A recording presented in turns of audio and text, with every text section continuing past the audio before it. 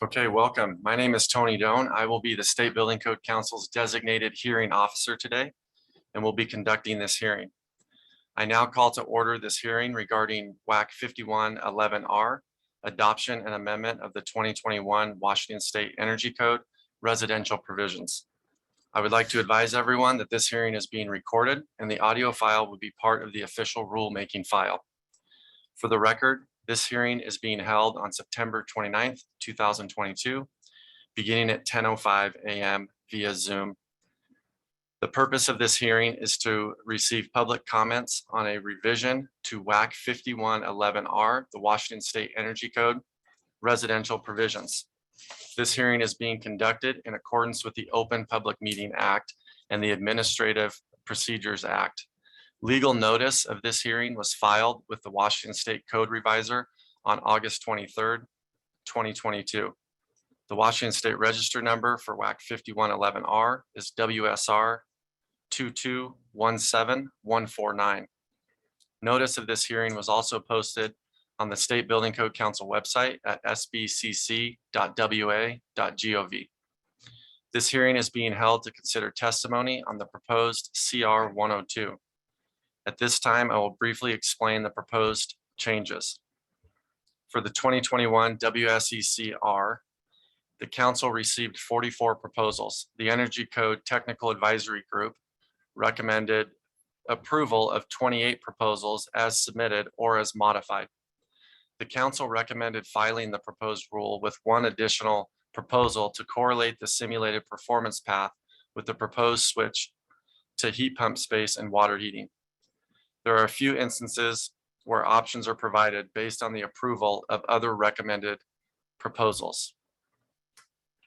This meeting will go until 2:10. We will take a break at 12 and we'll take the break from 12 to 12:10. So we will extend it to 2:10. We do have a hard stop at 2:10. Before we get into the testimony, as Krista mentioned, we will be going in order of sign up. And so it's going to be kind of a hybrid version of people in person, as well as those who have joined us on Zoom. Before we get into that, I'd like to go over some things to keep in mind and what will not be allowed during public hearing. So some things to keep in mind. All testimony should be brief, concise, and honest. Speakers should address their comments to matters pertinent to the code proposals or subject matter at hand. Avoid lengthy written testimony. Instead, orally highlight important points in the written report. If others are offering similar testimony, try to coordinate information to avoid repetition. Simply stating agreement with the points raised by prior speakers will help move the hearing along so that all who wish to speak will have the opportunity to do so within a reasonable time. Large groups whose members wish to speak are encouraged to designate a spokesperson. There will be no questions and comments by council members. If you must give a personal opinion, make sure that the council understands that you are not speaking for an organization, but for yourself. If proposing a modification of the material being discussed, please be prepared to follow up with comments in writing. As far as things that would not be allowed during public hearing, no disruption of the orderly conduct of the public hearing will be tolerated. The speakers and audience shall refrain from abusive or profane remarks, disruptive outbursts, applause, protests, engaging in disruptive conversation, speaking out of turn, preventing or attempting to prevent others who have the floor from speaking, or other conduct which disrupts or interferes with the orderly conduct of the hearing. Personal attacks on the council members, staff, or members of the public are out of order. It is not appropriate in the public hearing for a speaker to debate a matter under consideration with other speakers, the audience, or members of the council. Engaging in such conduct and failing to cease upon request will be grounds for ending a speaker's time at the podium or for removal of any disruptive person from the meeting room. We will now hear oral testimony regarding the proposed changes. For the record, please identify yourself and whom you represent, if any. Please speak clearly so we can get a good recording of your testimony. In order to ensure that everyone has a chance to make comments in a timely manner, please limit your comments to 3 minutes. As we go in order, of the sign up. If you are called on and you are present here today, please step up to the podium and speak clearly into the microphone. If you are on Zoom and you are want to be a part of the public comments, then please raise your hand when I call on you, and then that will allow me to find you quickly, unmute you, and we can start your 3 minutes.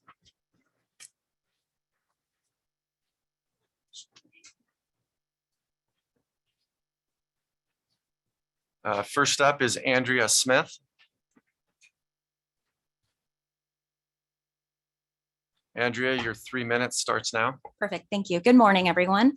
My name is Andrea Smith. I'm here on behalf of the Building Industry Association of Washington. We have 8,000 members across the state that represent all aspects of home building and remodeling. And these are the people that build the places that you call home.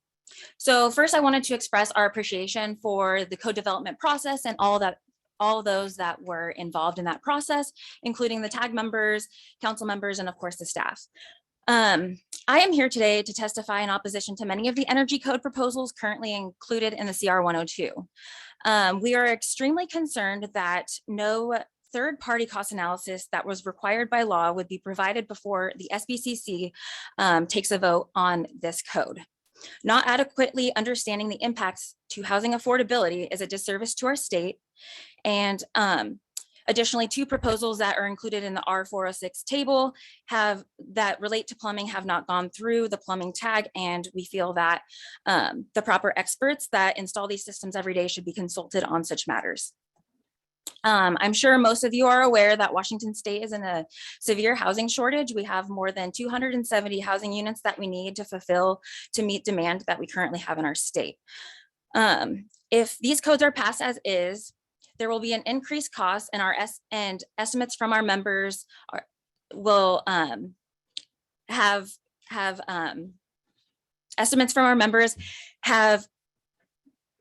created the increased cost of building will be as much as $24,000 if the current code is implemented. This will further restrict our housing supply and put our state in a deeper housing affordability crisis. We should be focusing on what we can control, which is costs, and building codes definitely impact the costs.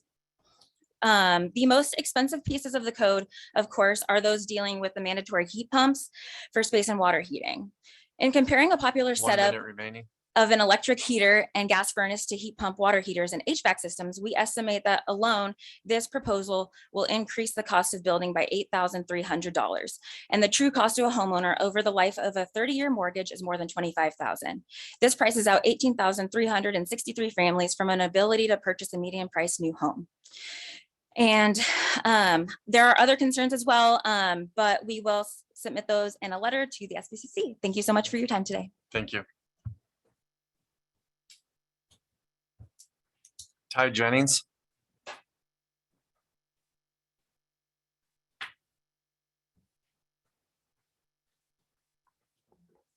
Ty, your time starts now.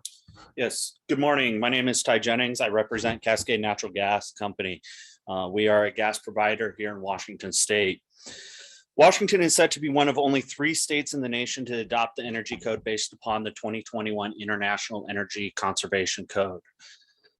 Amongst that, we are actually proceeding to edit that code well beyond the base code developed through the International Code Council. With 3/4 of the country already relying on the 2012 or earlier adoptions of the IECC, Washington is going to be well above any other state, and it's going to cause our housing crisis to get that much worse. We must be considerate of the costs that are going to be encumbered by homeowners as we face this housing crisis and a possible recession. I encourage the members of this board to consider the removal of proposals 21 GP2 065 and proposal 21 GP2 066, collectively known as the heat pump mandatory rules. These proposals will incredibly disservice homeowners here in Washington State, as they will not be provided with the fundamental right to energy choice. As we move forward in Washington, we must be cognizant of greenhouse gas emissions. However, gas has a role in that. We can help reduce greenhouse gases if we are allowed to be a part of the solution. We are aggressively pursuing opportunities for renewable natural gas, hydrogen, and other emerging technologies. However, with these proposals, innovation will be stifled. We will put Washingtonians at risk as they are forced to electrify. If we look at what's gone on in California, Texas, and even what's going on today in Florida, when people lose energy, lives are put at risk. Gas is safe, affordable, 1 minute and remaining. it does not depend upon an above ground grid that, quite honestly, may be up, may not during severe events. We must be cognizant that we need to protect Washington lives, and natural gas is one way to do that. Thank you for your time. Thank you for listening to this testimony. And again, I please urge you to remove proposals 21, GP2-065 and 066. Thank you. Thank you.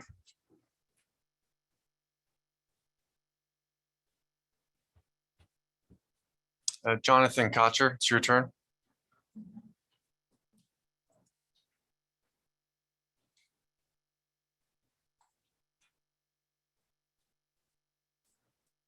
Okay, Jonathan, you should be able to unmute. Your 3 minutes starts now. Thank you.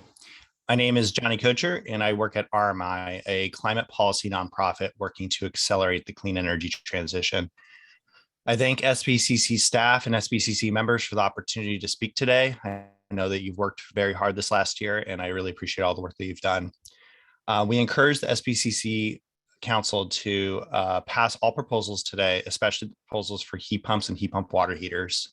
The proposals being discussed are a modest and necessary step towards the goal of decarbonizing the building sector. Buildings contribute a quarter of all greenhouse gas emissions in the state of Washington. Since over 80% of electricity in Washington is already carbon-free, with 100% required in the future, switching off of burning fossil fuels and onto clean electricity is especially effective. RMI has recently completed an updated cost-benefit analysis for the heat pump proposals and found that all electric homes cost less to build than mixed-field homes in both Seattle and Spokane. A 2,400 square foot code-compliant mixed-fuel home with an air conditioner for cooling costs $7,587 more than a code-compliant all-electric building in Seattle. In Spokane, it costs $7,248 more. The reasons for the upfront cost savings for all electric buildings are because heat pumps can both heat and cool, avoiding the need for separate pieces of equipment, such as an AC and a furnace. All electric homes don't need to install gas infrastructure both inside and outside of the home. And mixed fuel homes are required to achieve additional energy efficiency credits on the R406 table, which adds thousands of dollars of extra construction costs. We simply cannot continue to add fossil fuels to buildings that we know that we need to remove in the next 25 years. It does not make sense for our climate and does not make sense for future generations that will be burdened with the high costs of removing these appliances. This is why the 2021 Washington State Energy Strategy suggests that building electrification is the least cost strategy to decarbonize the building 1 sector. minute remaining. And also gas homes do rely on electricity for their blowers, the fans that blow the air around the building. So they themselves are not resilient during power outages. Thank you for your time today, and I hope that the council will vote this November to begin the process to decarbonize the residential building sector. Thank you. Thank you. Ryan Mello.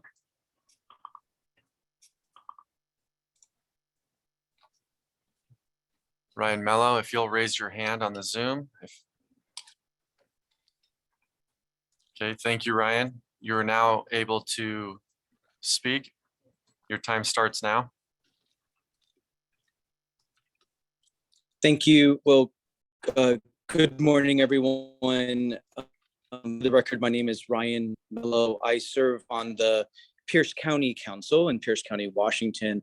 And I want to thank the Washington State Building Code Council for the opportunity to provide testimony today.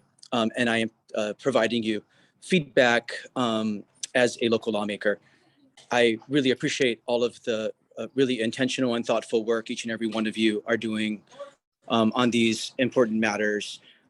You're clearly putting a lot of really clear thought into it, and the people of Washington are grateful.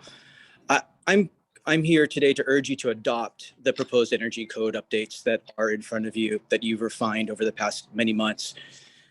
Moving away from methane gas in our buildings is really important for addressing not only the climate crisis, but to make our buildings and communities much healthier and more affordable.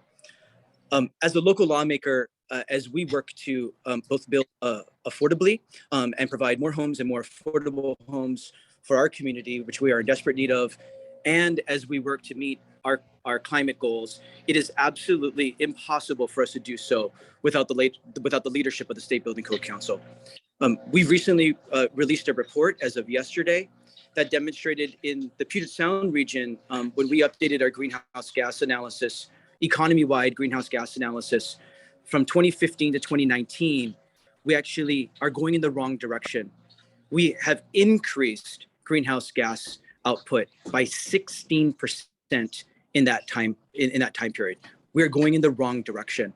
We know homes and buildings are a big contributor to greenhouse gases, and we absolutely have to do everything that we can across all sectors. We've done so much in the transportation sector as a state, and the fuel sector. It's now 1 minute time for us to remaining. make significant more progress with buildings and homes. And of course, affordability, really important priority for us in Pierce County, and I know communities across the state of Washington, and building homes that are able to be responsibly heated and cooled long-term makes them more affordable for our joint constituents. This is pro-affordability, this is pro-climate, this is pro-public health, and I urge your adoption of the amendments in front of you. Thank you for your thoughtfulness.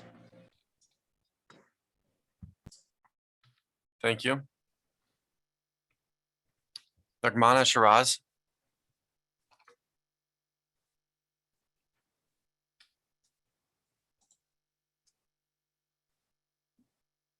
Nagmana Shiraz, if you can raise your hand, please.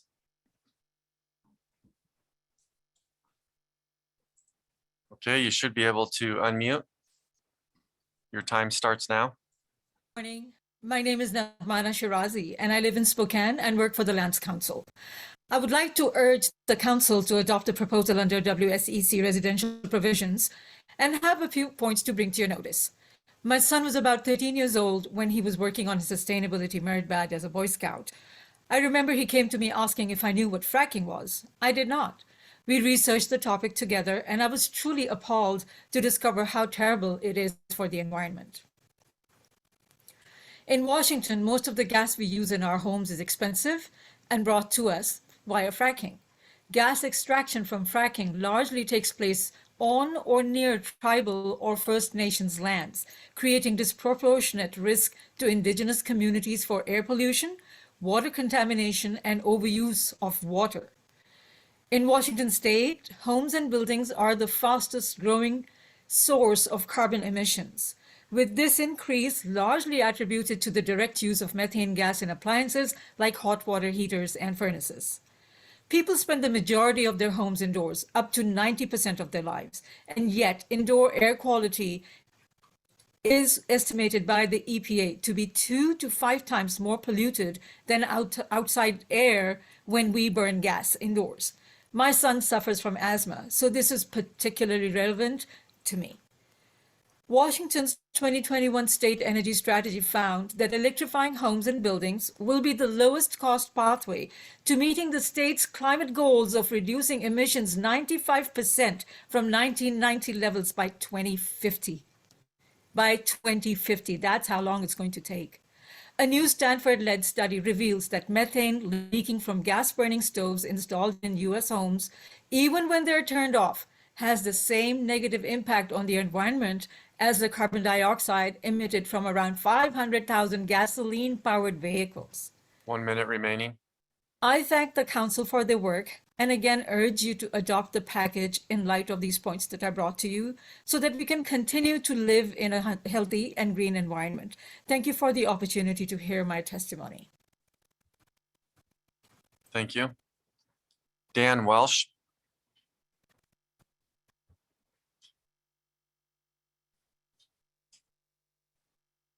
Okay, Dan, you can unmute your mic and your time starts now.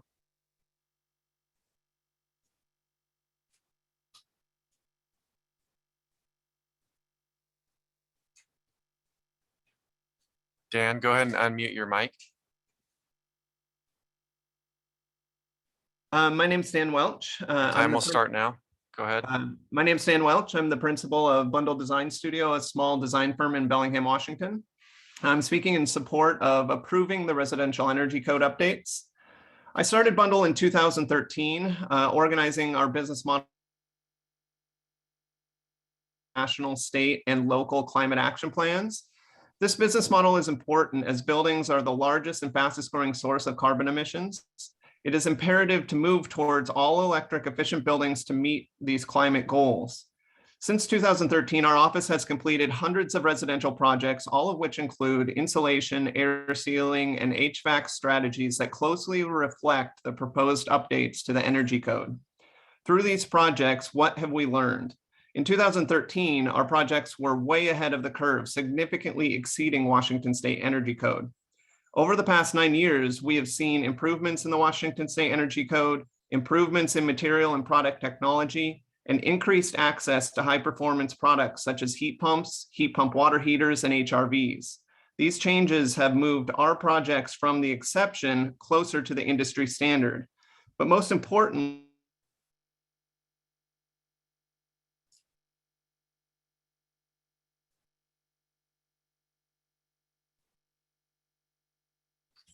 Dan, are you still there? yes. Okay, go ahead. Continue. Updates to the energy code provide effective solutions to meet state climate action targets with materials and technologies that are available right now. And in return, occupants have a building that is healthier, more comfortable, and durable, and costs significantly less to operate.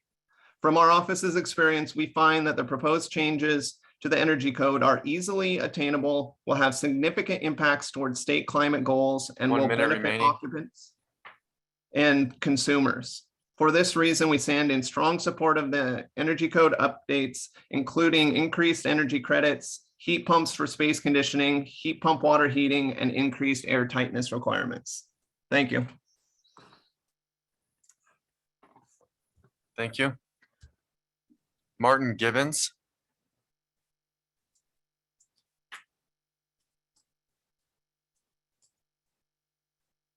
Martin, you should be able to unmute and your time starts now. I am Martin Gibbons, Climate Change and Energy Issue Chair for the League of Women Voters of Washington. I'm speaking today for the 2,200 League members in Washington. I base my testimony on League positions that reflect careful study of issues covering healthcare, justice, energy, and climate. The League of Women Voters supports the building codes that require heat pumps for space and water heating in new construction.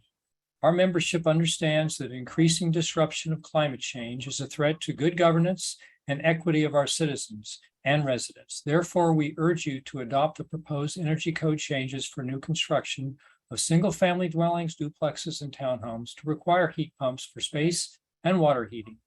This will both improve energy efficiency and reduce greenhouse gases in homes as required in the revised Code of Washington. Scientific studies have also shown that methane leakage and burning byproducts degrade the health of residents, most significantly children. Therefore, we also support the proposed requirements for additional ventilation when new homes include methane for cooking.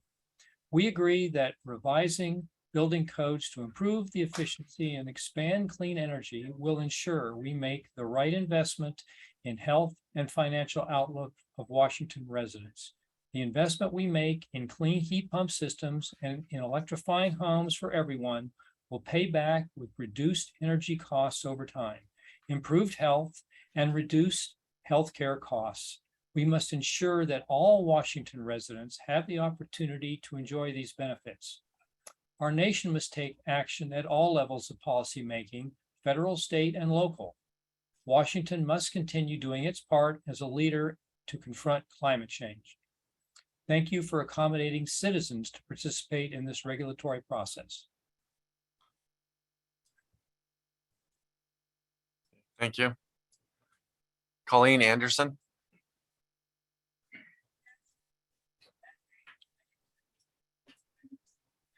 Your time will start now. Members of the State Building Code Council. Thank you for providing this opportunity for testimony. My name is Colleen Anderson.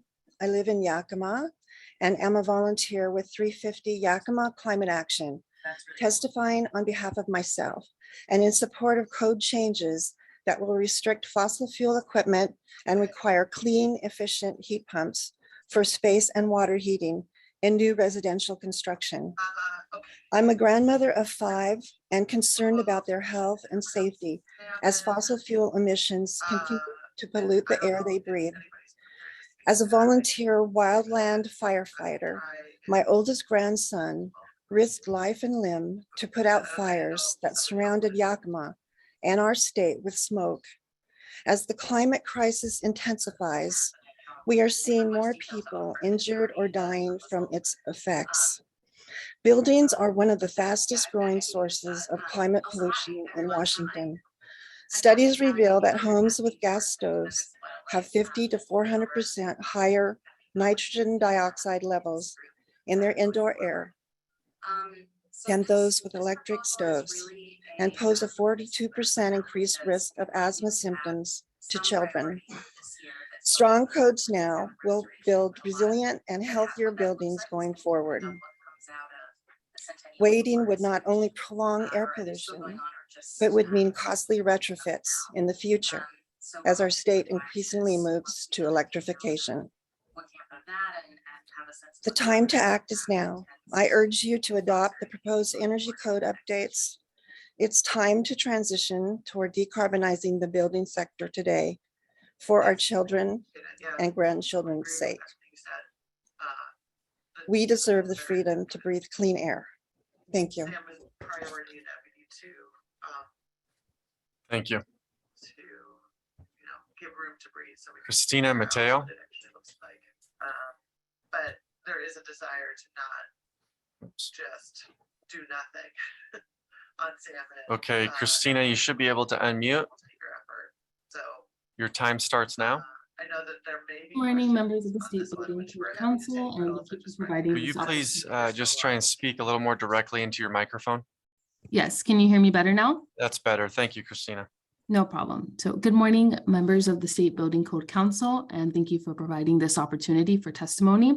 My name is Christina Mateo, and I work for FMS Global Strategies in the Washington Build Back Black Alliance. We are a BIPOC firm who represent many residents of Washington State where equity, clean energy, and environmental justice is concerned. Many Washington State residents and families of color are directly affected by these state building codes. I urge you to adopt the proposed energy code updates because moving away from methane gas in our buildings is important for addressing the climate crisis. These code proposals are also important for health reasons because they play a key role in de-incentivizing gas cooking. Due to the economics of hooking up gas just for cooking, many studies have found and documented how harmful this is for health. Lower income households may also be at a higher risk of exposure to gas stove pollution because of smaller unit sizes, more people per home, older homes with poor ventilation, and using stoves or ovens for supplemental heat. Gas stoves release unburned methane through leaks even when they're off. Research shows that yearly leaks from all gas stoves in the US could have as much of a climate impact as emissions from 500,000 passenger vehicles. Transitioning to clean energy is imperative for all Washington State residents, especially the underrepresented families dependent on voices such as ours to share their experiences and concerns. Thank you for your leadership and your time.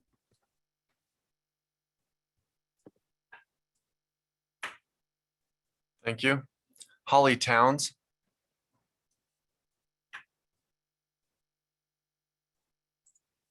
Okay, Holly, you should be able to unmute. Your time starts now. Hello, my name is Holly Towns. I am a Washington State licensed mechanical engineer who has specialized in energy efficiency in buildings for almost 40 years. I worked for 2 Washington utilities and have been an active ASHRAE member and expert. Thank you for the opportunity to testify. Buildings are the second largest contributor to greenhouse gases, largely due to the use of gas for space and water heating.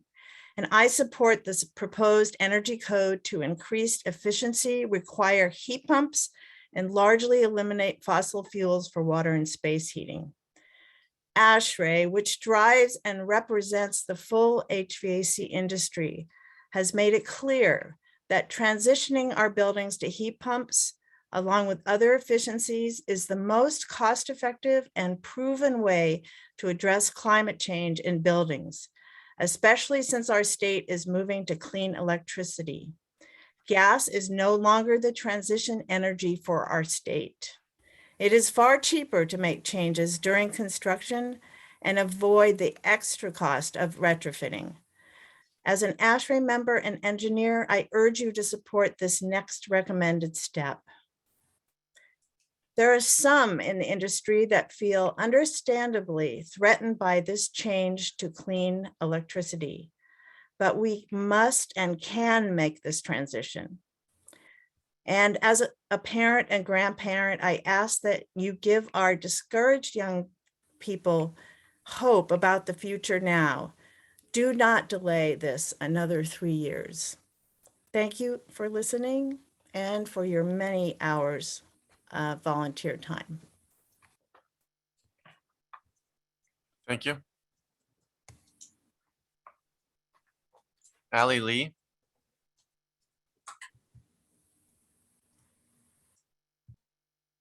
Okay, your time starts now. Great, thank you. Hello, and thank you for your service and the opportunity to weigh in today on these residential code updates. For the record, my name is Ally Lee, and I am the Health and Equity Buildings Consultant for Climate Solutions. I'm testifying in favor of the updates. You have before you the opportunity to drastically improve the air quality, both indoors and outdoors. I work in communities that suffer disproportionately. They are poor communities and also impacted communities as far as their income, the air pollution, and our people of color. The most important thing to remember is that not everyone is linguistically available as far as being able to read or to understand a lot of the information. So the more that we can make that available to them, the better. So then that way we have equity across the board. These communities also have higher risk of death due to particulate matter, in part due to historical impacts of redlining that have led communities of color to be pushed to the places of greater exposure. Gas appliances also in homes and buildings create outdoor air pollution. In fact, in Washington, they generate more than 2 times of NOx, which is nitrogen oxide, than power plants do. And we also know that the impacts of climate change are creating insufferable heat throughout our summer months, and that will only worsen. Using heat pumps for space heating and cooling is a win-win in our communities, all of our communities. Better air quality is important. The air that we breathe for our children to have a greater future is important to all of us.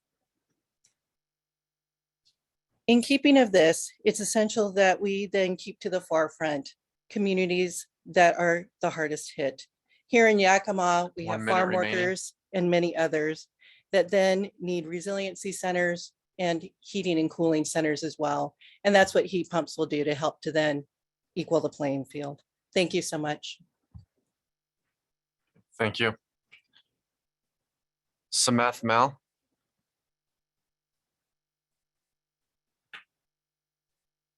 Sameth, if you can raise your hand on the Zoom, please. Thank you. You should be able to unmute, and your time will start now. Great, thank you. Good morning, State Building Codes Council. My name is Sameth Mel, and I'm with an organization called Spring Latina. We're a civics and arts organization. We do work here in the States and internationally in Cambodia. We've been working with King County on heat pumps programming and installations for their unincorporated King County. And I'm here to testify to support the code updates at the state level with you all here. You know, we know that adopting clean energy codes has positive impacts. There are impacts on families, impacts on people's livelihoods, impact on communities. And we also all know that supporting the transition to clean energy also supports future generations and also means we're investing in future generations down the line. So, I mean, in short, electrification is the future and it is here. And this is a really great space for us to really start is with these code updates as well. And transitioning off of gas is like really important to communities that we work with, because we know that cleaner buildings are safer buildings, and it also creates healthier communities. So it really comes down to a people-centered work, people-centered energy codes, and people-centered policy. So please, I urge the council to adopt the energy code updates so that we can all live healthier lives and live in a healthier place and healthier homes. Thank you so much. Okay, thank you. Brian DeHart.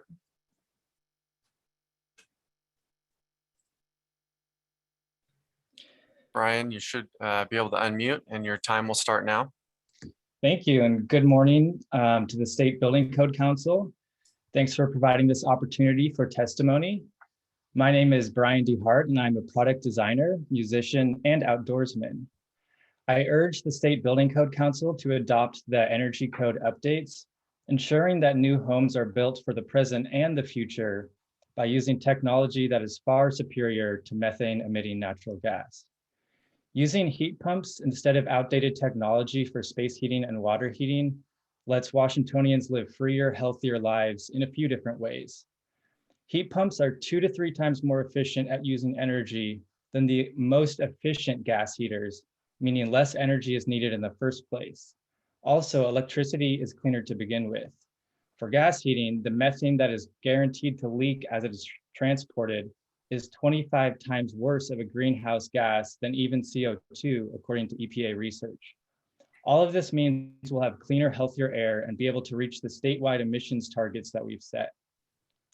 It also means we need less energy to begin with as energy crises continue worldwide. In the future, the risks will only continue to grow. We need to be free from the risks of gas and live in a cleaner environment. Second, heat pumps provide the option for air conditioning. Statewide, we've had the hottest July and August on record this year, according to NOAA, as temperatures keep rising. New homes should not be built without air conditioning now because it is a safety risk. Heat pumps are the perfect way to affordably address this issue. Finally, the operating costs will be better than gas as we move forward. The price of gas is extremely volatile, especially in these current times. Electricity has a great ability to be expanded as we build more renewable sources and keep energy production under our control. Thank you to the council for this critical opportunity, and thanks to the public here for creating a better future for us all. Thank you. Heidi Cody.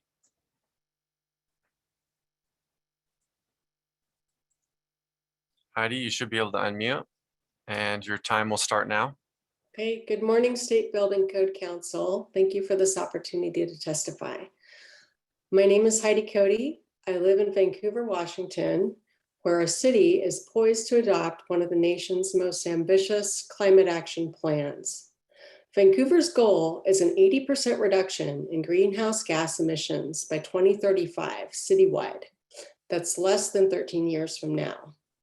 Vancouver is growing rapidly and there are a lot of residential buildings being built. The reality is there is no way that Vancouver can lower our GHG emissions by 80% in 12 or 13 years if new residential buildings keep connecting to gas for heating, cooling, and hot water. I urge you to adopt the proposed residential building energy code updates today. Electrification is the fastest way to get gas out of buildings, and we need to transition away from fossil fuels immediately. I'm very concerned about climate change and what it means for our future. Thank you. Thank you. Joe Kerr.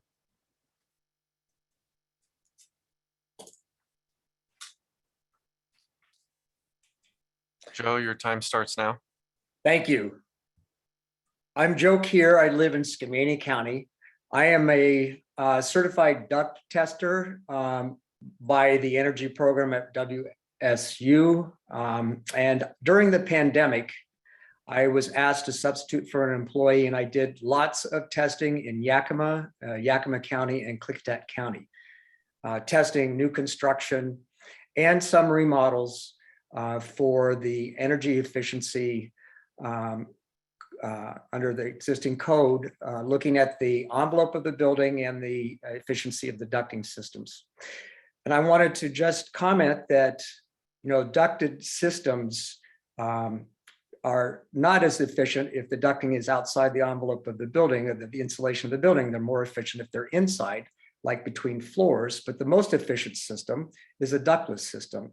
And from my experience with testing and my training, I understand that heat pumps are really more efficient than forced air gas or forced air electric. And with the heat pump systems, you can have ductless systems. So I am very encouraged by the changes, the efficiencies, and the fact that we're moving away from fossil fuels, which is our future. And so I'm here to support the proposed code changes, and I urge you to adopt. And I thank you for the opportunity to speak. Thank you. Neil Anderson.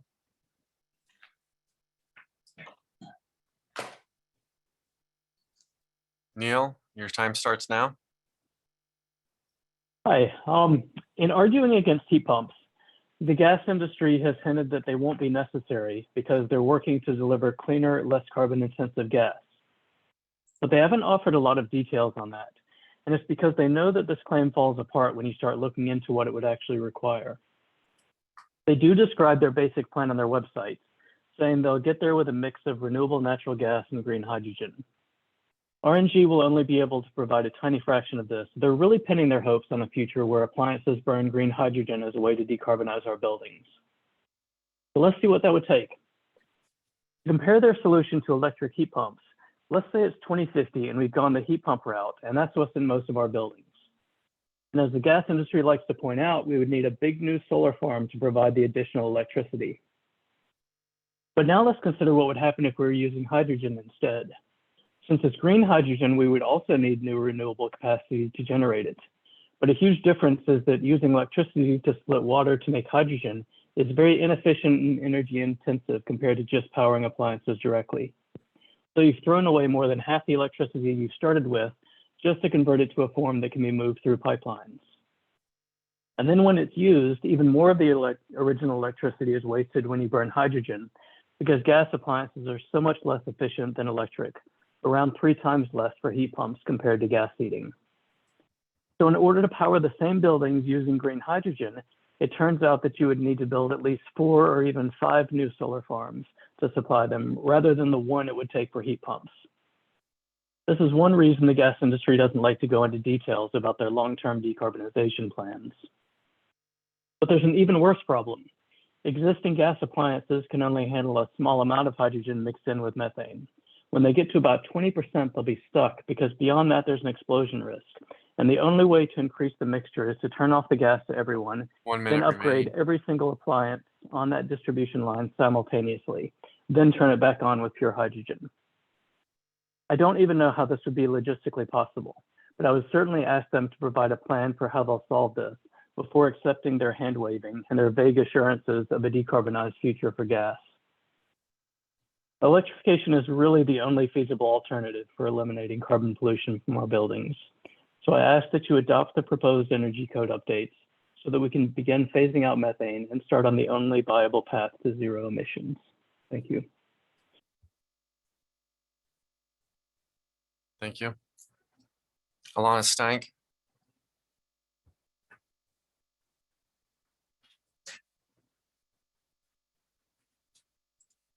Okay, Alana, you should be able to unmute. Your time starts now. Good morning, council members. Thank you for the opportunity to speak today. My name is Alana Steinke. I am a retired registered nurse and I live in Vancouver, Washington. I urge you to adopt the proposed energy code updates. Most of us are well aware of the harmful effects of air pollution. Our outdoor air is regulated. Gas appliances pollute both indoors and outdoors, and yet they are not regulated. Gas stoves leak constantly inside the home. That's why we need stricter ventilation requirements. Why did we ever think that burning fossil gas inside our homes was a good idea? I have efficiently heated and cooled my home with a heat pump for 46 years. When my older electric range died recently, I replaced it with an induction range, and I love it. Heat pumps for space heating and cooling, heat pump water heaters, and more strict ventilation requirements. This is your opportunity to have one of the strongest building codes in the US. Let's build now for a healthier and safer future. And thank you again for this opportunity to speak. Thank you. Scott Ongley.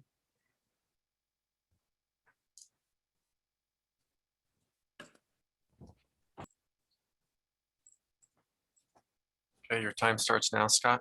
Thank you. I'm Scott Onley. I represent the NWHPBA Northwest Hearth Patio and Barbecue Association. I'm the president. We are here to testify in regards to many of the things that talk about the electrification of Washington State in general.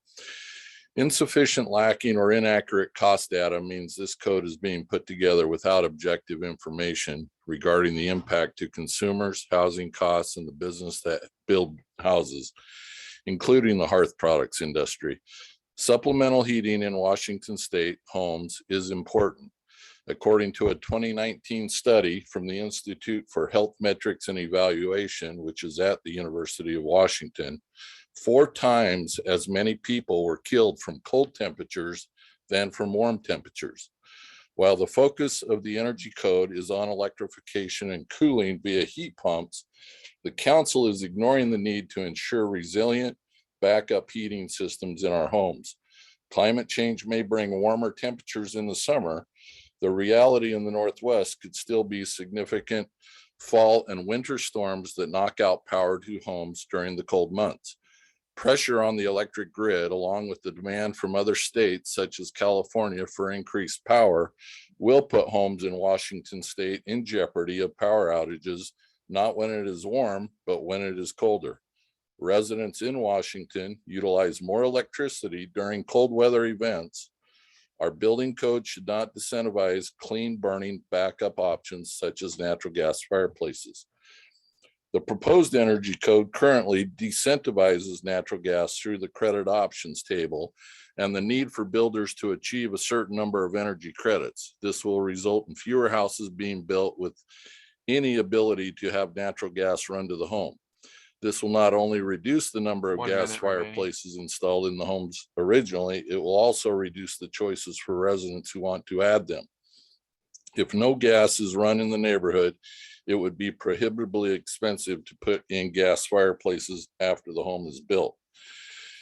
One thing that keeps popping up it's kind of a myth I keep hearing, that gas fireplaces, and when I say gas stoves, I'm talking about a freestanding gas stove. They are highly effective in a power outage. They do not require a blower. Most are sold without blowers. The blower is an option. These are 85+% efficient backup heat sources, and our number one customer to all our dealers are heat pump homeowners. Today, 20 years ago, when it gets below 40 degrees, the numbers can say what they want, but the homeowners flock through our doors to buy gas backup heat sources because their heat pumps don't work. That's your time. Thank you. Rick Marshall.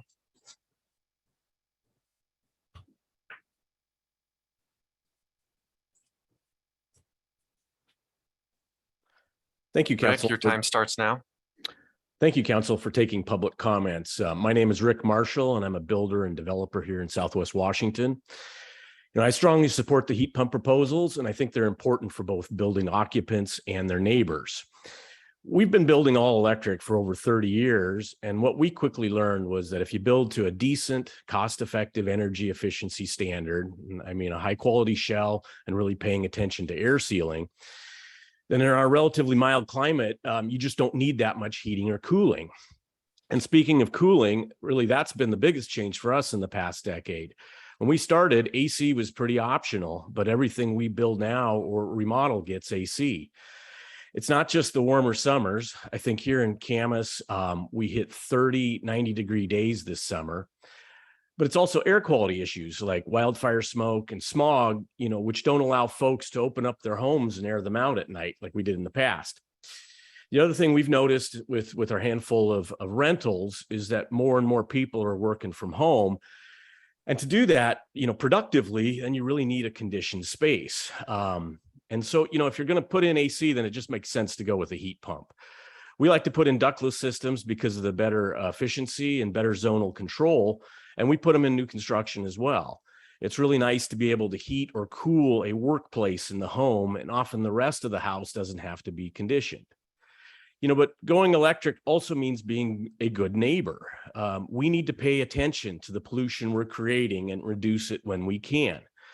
Most folks don't think enough about their energy use when they buy or rent a home. And I think we have a responsibility as builders to make sure we create homes that don't have adverse impacts for our neighbors and our communities. Again, thanks for letting me make a comment this morning, and I really appreciate the work the council is doing. Thank you. Thank you. Christine Reed.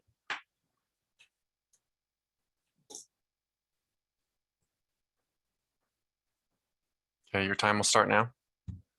Good morning, members of the Washington State Building Code Council. For the record, my name is Christine Reed, Political Director for the International Brotherhood of Electrical Workers, Local 77. IBEW 77 has approximately 8,300 members in Washington, parts of Idaho, and Montana. Our members provide the power generation, transmission, distribution, and delivery to 95% of the state of Washington. This is not our nation's first pursuit of electrification. Then there were unintended consequences: inadequate training, compromised worker safety, and increased fatalities. IBEW 77 celebrates 125 years this year. We were formed out of necessity when our electrical worker mortality rate was 50%. Today, we face our nation's second rush to electrify. Aggressive timelines put a strain on our existing grid, demanding increased generation on an already taxed system, and a highly skilled workforce that takes years and thousands of hours to create.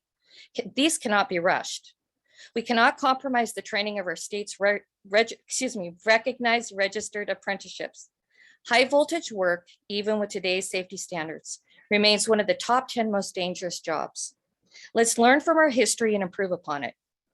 The premature reduction in offlining of natural gas that results in changes to our dual energy system create inherent dangers for our members who build, repair, and maintain the grid. I ask that workforce safety and readiness remain a priority. On behalf of my sisters and brothers at the IBEW Local 77, I thank you for your kind consideration and service to our evergreen state.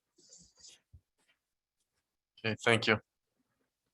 Mike Brown.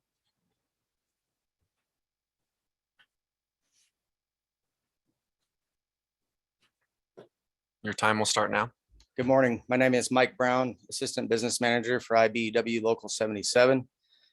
To add to what my sister and colleague from Local 77, Christine, just testified on, when it comes to full electrification in Washington State, a lot of people are going to testify on the benefits of maybe construction of homes and those types of things.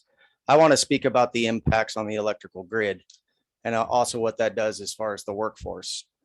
2016, we started into a labor shortage with journeyman linemen. By trade, I'm a journeyman lineman myself. I've built and maintained this grid in Washington State. This grid is already taxed. Generation's already taxed, and we're starting to put a significant amount of demand onto the system. This system is going to take a lot of infrastructure rebuilds, substations, transmission lines. And with all of those things, we come into supply chain shortages with transformers, wire, and those types of components, as well as labor shortages. And we're not going to compromise our safety and our training in order to accomplish these means. But one of the biggest things that one of the unintended consequences that we are failing to remember Not only is it with the labor shortages and those types of things and where the electric grid is at, we've had a lot of conversations about permitting and siting and those types of things. But one of the most significant things that we're going to interface is a real estate issue. When we go to upgrade transmission lines and build new substations in order to endure this, that's going to be one of the biggest challenges that we're going to interface. It takes 15 to 20 years to build a transmission line, and it's because of real estate problems. One example that I can give you, how much longer is it going to take to build the light rail system through Seattle? One of the biggest challenges of that is real estate. Thank you. Thank you. Russell Mayer.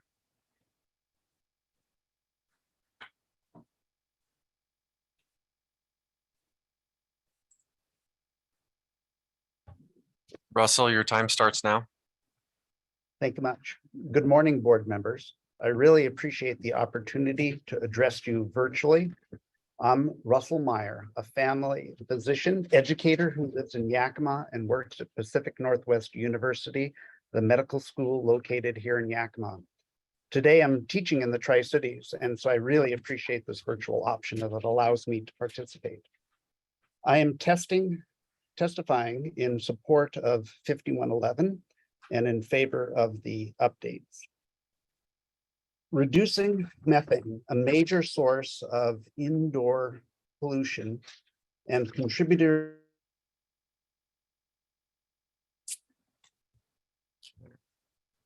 Russell, we lost you. Do you have me back? Yes, continue, please. So reducing methane, a major source of indoor air pollution and contributor to climate change through an update of the energy code, will benefit my patients and improve the work environment for farm workers here in the Yakima Valley. I live in one of the poorest counties of the state.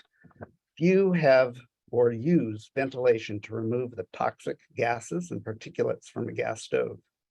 Use of indoor stoves creates significant levels of indoor pollution, worsening health conditions such as asthma, and particularly impact children and the elderly. Further, overall reduction of methane will reduce and lessen the impacts of climate change. Wildfire smoke and heat directly impact outdoor workers who harvest the hops and grapes from our valley that you may enjoy as your evening beverages. For them to work safely outside intolerable weather conditions, we need to make these systemic changes. I'm a physician, not an expert on industry, but many of those have testified on the feasibility of these changes. We have clean power, solar, wind, and hydroelectric, and incredibly safe electrically powered heat pumps and stoves. There's no impact to quality of life or future technology needed. Businesses will still sell equipment and builders will still build, and people will be healthier. Thank you for the opportunity to speak with you today.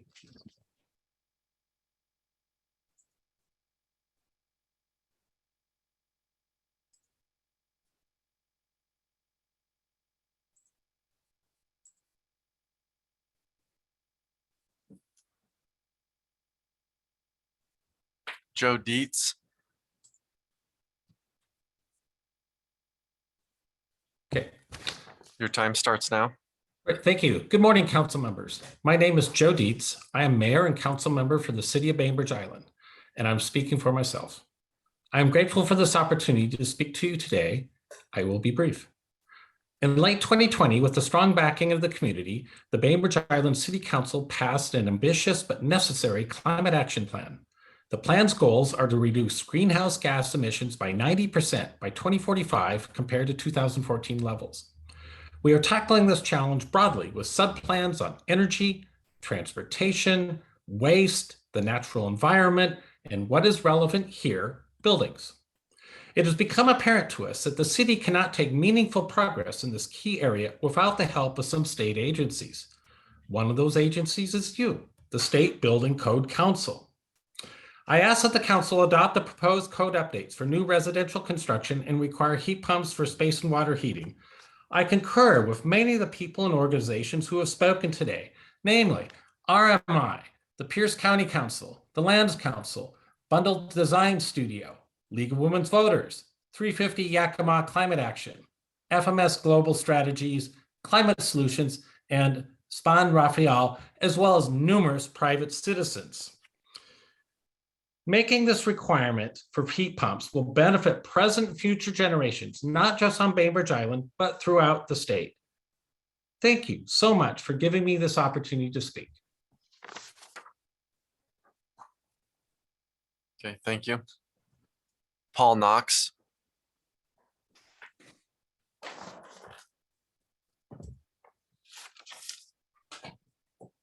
Okay, Paul, you should be able to unmute and your time will start now. Yeah, can you hear me? Yes. Okay, thank you. I want to thank you, the State Building Code Council, for your critical and difficult work in pushing forward with changes in the code. I'm speaking as both an affordable housing consultant, but also as a landlord and small builder and remodeler. I'm here to support the heat pump energy code changes before you. I believe the time has come to move to using efficient and making standard efficient heat pumps in our residential housing. I've successfully installed ductless heat pumps in both new construction and existing older homes, and have found them to be an amazing resource and cost savings to my tenants, as well as providing air conditioning where there was none before. I understand this is a difficult process. There's pros and cons to this, obviously, but I believe it's time for the state to move ahead in making these changes, not only for health and climate change reasons, but also because it's the only way we're going to be able to, eliminating gas is really a necessity. I think gas will cost more in the future. And we really need to be forward. I'm proud that our state is considering this. I think we'll be one of the first in the nation if you pass it. So I want to thank you very much for considering this and for your well-reasoned code changes. Okay, thank you. Rich Vogt.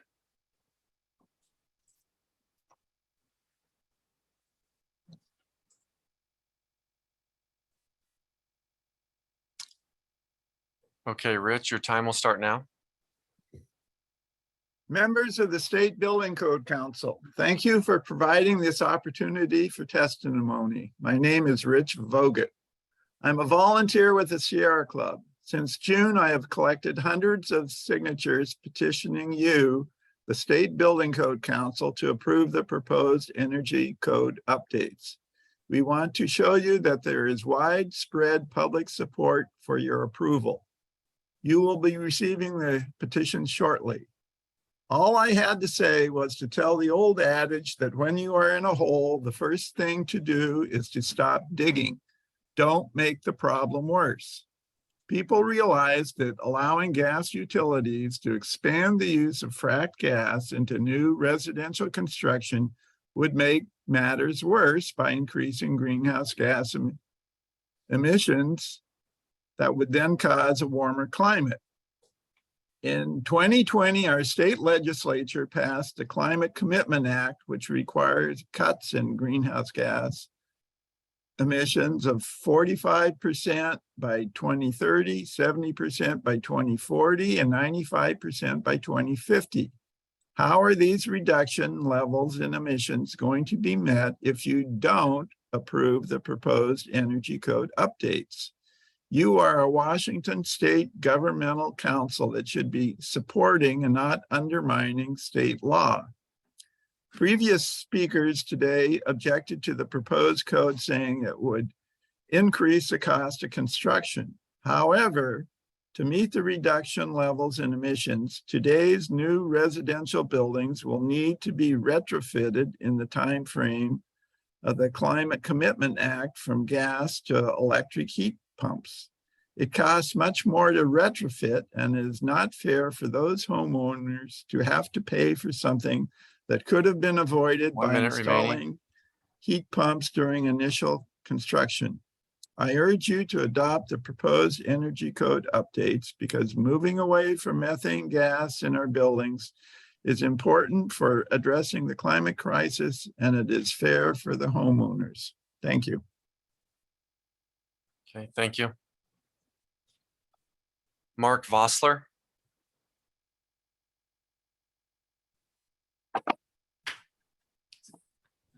I have a hand up for Washington Physicians for Social Responsibility. For those that are on Zoom, please have your name in your Zoom line match the one that you signed up under, just for ease.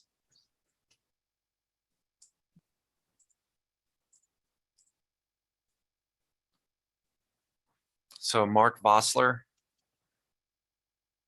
I've unmuted the mic with the hand raised. Will you please state your name? Yeah, hello, I'm Mark Vossler. I apologize for the renaming is a little difficult when you are kind of in a waiting spot. So I apologize for that. I'm Mark. Okay, your time starts now. Thank you. Thank you. Thank you, members, Building Codes Council. And again, apologies for the name confusion. I'm Mark Vossler, and I'm here testifying in favor of the proposed revisions to the residential code. I practice cardiology in Kirkland, and I serve as president of Washington Physicians for Social Responsibility. We are witnessing the impacts of climate change and air pollution in real time, both globally and here in Washington.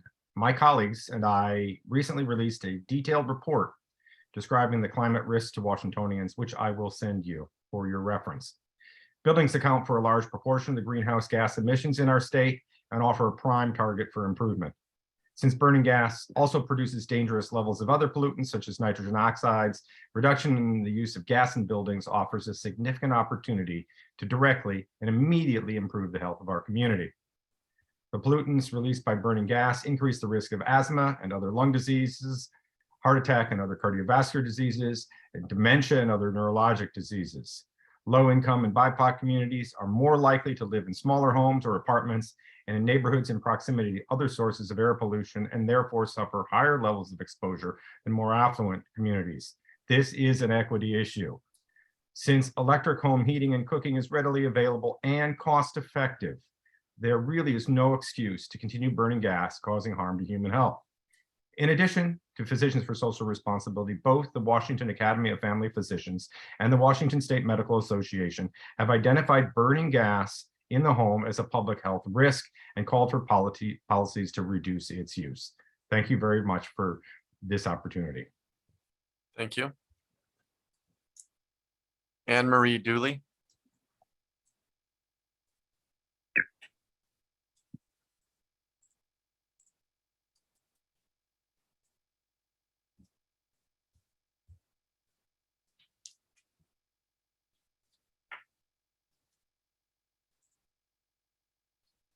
Anne Marie, you should be able to unmute, and your time will start now.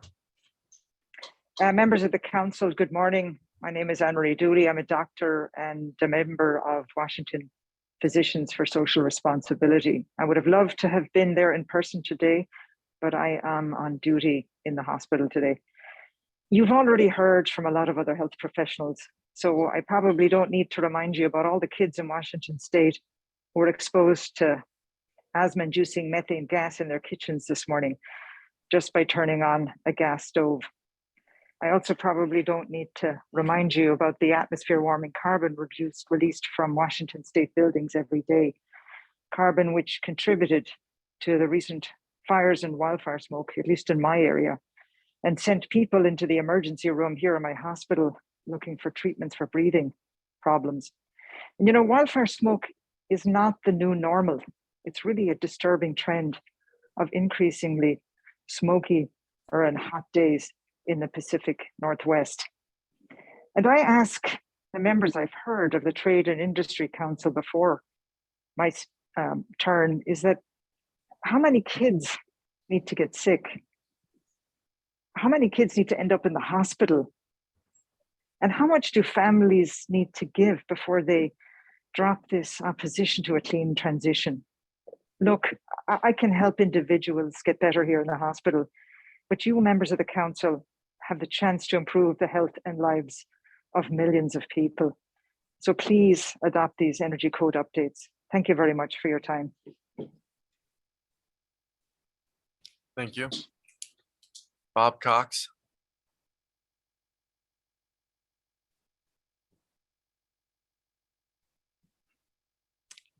Your time will start now. Good morning. My name is Bob Cox. I'm a volunteer with 350 Yakima. My wife and I have lived in the Yakima Valley for the past 52 years. I'm asking you to adopt the proposed energy code updates with a additional and I think a critical consideration. I recently called an old friend, my college roommate, who lives in Dallas, Texas, and has been working for the past 32 years in the gas and oil industry, what his concerns were about the inevitable movement to phase out most uses of fossil fuels. He was somewhat reluctant to speak candidly because of possible backlash. I assured him he would not be identified. He stated that his industry has known for decades that oil and gas production pollutes and compromises both the air and the water environments. But a business decision by the industry was made to ignore this issue as it was too costly to control the various types of emissions. He said his current and more critical concern is the vulnerability of thousands of good, hardworking, talented, God-fearing people that make up his professional community. They only want to use their talents to provide for their children and their grandchildren. In reality, we need these skilled people, the engineers, the building contractors, the miners, the drillers, the computer techs, the welders, the PR experts, the support staff, long-haul drivers. We need them to help us solve the complex issues of shifting to a clean and sustainable energy.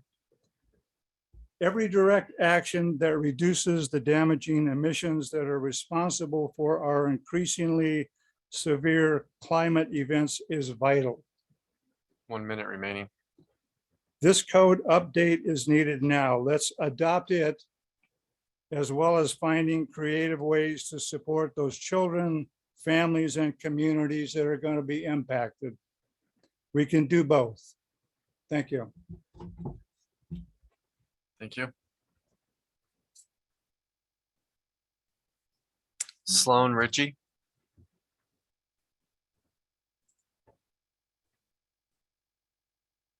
Okay. Hello. Your My name time is Sloan starts Ritchie. now. Thank you. My name is Sloan Ritchie. I'm the president of Cascade Built. We are a small developer and general contractor in Washington State. We build very efficient homes and apartments. We are already building to beyond the standards that are being proposed here. So I wanted to share the good news that it's both economically feasible to do so and also technically and logistically feasible to do so. We design to these advanced efficiency levels. And on the general contracting side, we execute to these levels with typical subcontractors and suppliers. We also stopped piping methane into our homes. It isn't good for occupant health, as others have mentioned, and it's one less utility to bring in. I applaud the work of this council to move the codes along. It can't happen fast enough. The best and cheapest time to make these changes is during ground up construction. Retrofitting later is way too hard and expensive. When are you going to put in those better windows and extra insulation later? In closing, I will share a recent interaction I had with a builder I work with. He was asking me about an electric heat pump system, and the system sizing was on the cusp of two different systems. And he said, so we could just use the smaller, cheaper heat pump system if we bought better windows and insulation. And it was a light bulb moment. Sometimes it is that simple. Thank you for your time and your work on this important legislation. I support the updates.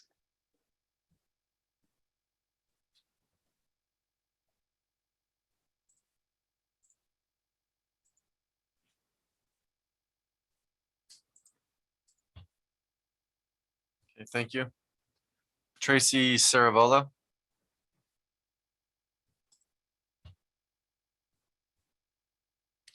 You should be able to unmute your mic. And your time Hey. starts now. My name is Tracy Chiravalo and I live in Clark County. Exxon's own scientists confirmed in the early 80s that the burning of fossil fuels was causing the climate to warm and stated that we needed to usher in an era away from fossil fuels. Let me restate that this research was paid for by Exxon over 40 years ago. We can see that Exxon squashed that message and chose profits over morality. We need to stop building homes that are reliant on fossil fuels. Heat pumps have tremendously high coefficient of performance.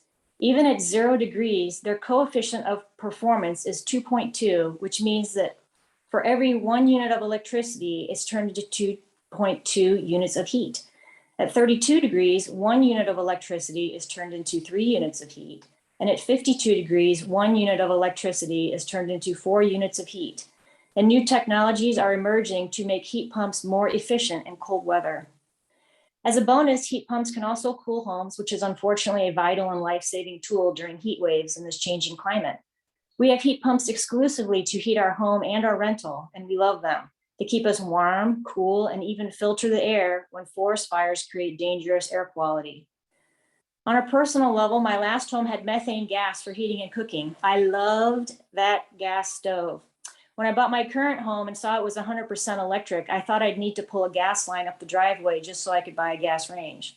When I moved in and started cooking on the induction stove, I completely fell in love with it and am now an induction stove evangelist. It is instant like gas with no toxic fumes, easier to clean, and safer to operate. I say this only to emphasize that we really don't need frack gas pulled into our homes. Those Exxon scientists would be shocked to learn that 40 years later, we'd be continuing our addiction to fossil fuels. No one wants someone to lose a job because of a government mandate. But if we didn't change with the times in our history, we would still have slavery. We would still have slavery to keep slave traders employed. But we ended slavery because it was a moral imperative, not because it was easy. Keeping frack gas out of our homes is not only the right moral decision, but also the right financial decision. The climate crisis is the most expensive, complex issue ever faced by humanity.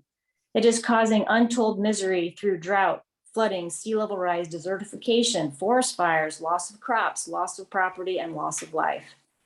It currently costs billions and billions to deal with annually and will only get worse. It does not make any sense to continue use of fossil fuels from an economic argument.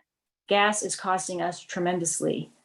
I encourage you to adopt the proposed energy code updates, and thank you for your time. Thank you. Steve Tapio.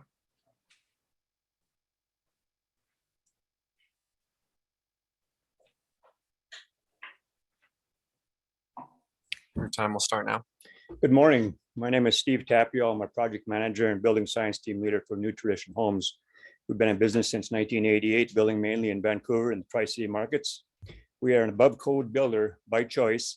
To date, we have built 2,925 Energy Star certified homes. We have won the Energy Star Builder of the Year award 16 years running. We are hoping to close 325 homes this year. I am greatly concerned with the direction the State Building Code Council is leading the building industry with this new code update. We have a housing crisis in Washington, both in availability and, more importantly, affordability. The code cycle update portends to be a very costly venture if it's passed as proposed. For every $1,000 added to the price of a new home, it prices out 2,182 households. Currently, only 15% of Washingtonians can afford to purchase a new home. What I would like to focus on today are some real costs associated with the proposed mandates. The proposal for heat pump and space water heating, which, let's call it for what it really is, a de facto ban on natural gas. For a 1,561 square foot ranch plan, our cost to upgrade to a 9.5 heat pump is $3,213. For a 3,130 square foot two-story home, our cost to upgrade to a 9.5 heat pump is $5,317.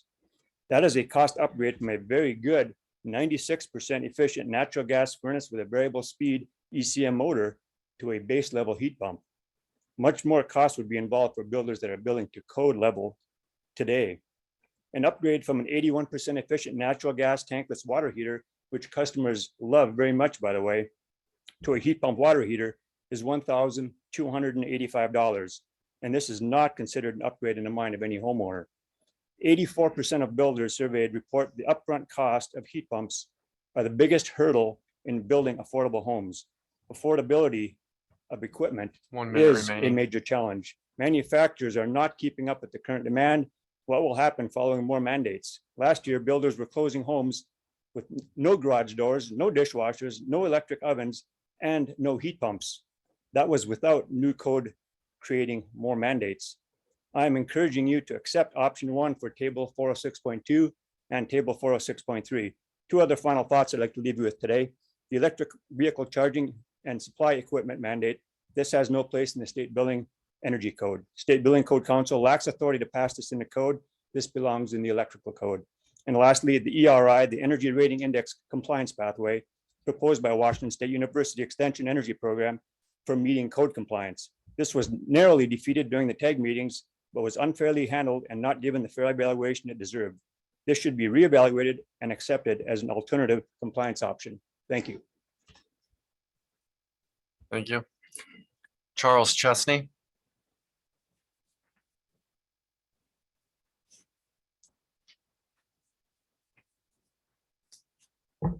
Your My time will name is start now. Charles Chesney, and I speak for myself. To Chair Doan and members of the State Building Code Council, thank you for conducting a public hearing in Yakima, a prime candidate for cold climate heat pumps. Please pass proposed upgrades to our residential energy codes. There is an urgent need to incentivize electric heat pumps, to lower construction costs and ongoing utility costs, to create healthier homes and buildings with better indoor air quality, to decrease reliance on methane gas, a powerful carbon emitter. Electric heat pumps heat and cool in the same unit. This is good. The time is now to enable more efficient buildings.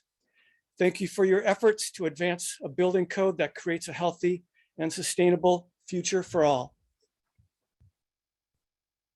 Thank you. Kristen Edmark.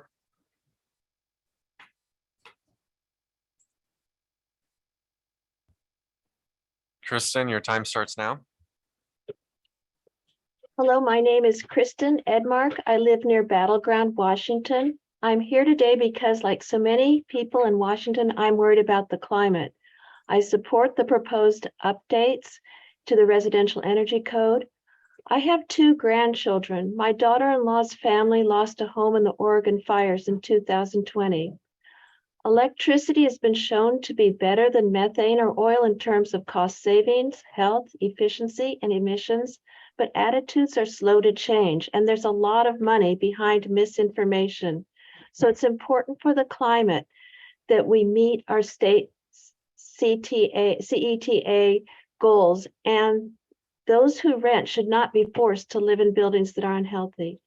Please adopt the proposed update. Thank you. Thank you. Simon Backey.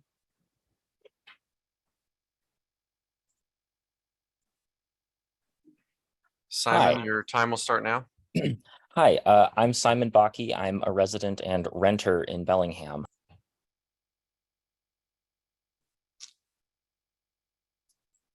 I apologize, Simon. You're going to have to restart. Oh, no worries. Go Hi, ahead. Your I'm time Simon. starts now. I'm Simon Bakke. I'm a resident and renter in Bellingham.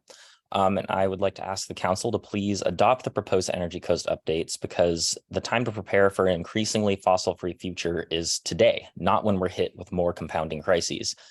And if you're a renter like I am, the housing affordability crisis is already here. And having more homes built with fossil fuel furnaces isn't going to make that better, as there are many factors driving people to live in our region.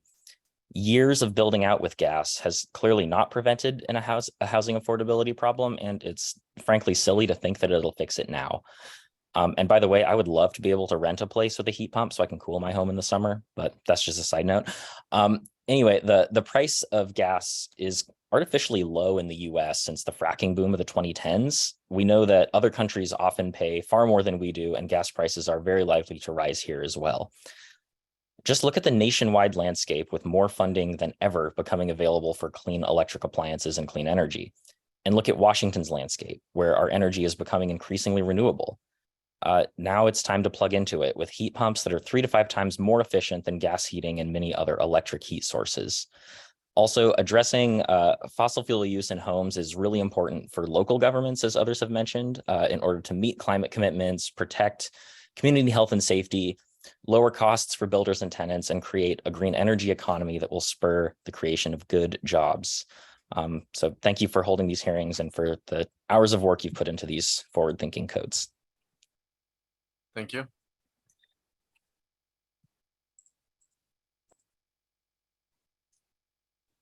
Larry Andrews. My name's Edwin L. Andrews II. I go by Larry Andrews. I'm not for the mandates for heat pumps, and here's why. The State Building Code Council approved unvented natural gas fireplaces inside buildings in the past as being safe in the environment. And there was a lot of studies done during that period. Number two, the affordability cost for affordable housing with these new codes of heat pumps at close to an $8,000 hit for a heat pump that has the high HSPF. And all the other points required has to get to, so you can build a house, becomes very expensive for the low income. My business is in a low income area, and so is my housing. I see neighbors every day having to deal with this. The cost study was studied by Alex Romaine. He had a study done of Western Washington. Cost almost $500,000 for this study to see what it cost to convert the university over. And when the study came back, it became imperative that natural gas be used. And this isn't even in a new climate, in a cold climate. And then the other thing is what you're providing right now is heat pumps that use 410A. 410A is 2,000 times more global warming potential than burnt natural gas. And if you look back when our temperature started to rise, our temperature started to rise when we started using these new refrigerants because they were released. You could buy them from Costco. And now we're going to have to deal with these refrigerants for the next 30 years after they're used. What we need to do is hold off on these heat pumps for another cycle or two so we get the new CO2 heat pumps out. So we're only having a 1 or 2 global remaining potential of raise. The other thing is the increased load on the electric grid is going to raise our kilowatt rate from 10 cents to nearly 30 cents. It's already happened in Texas and California. And so the cost to run your heating and cooling is going to go through the roof. And then finally, when the blackout happens and you run out of power and you can't run your gas furnace and people freeze, people are going to die in my area in Spokane because they don't have the power to charge their cars and to heat their homes. Thank you very much. Thank you. Chris Covert.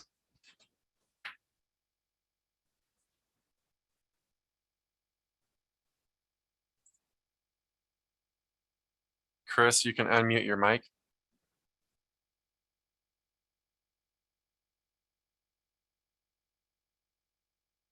Chris Covert.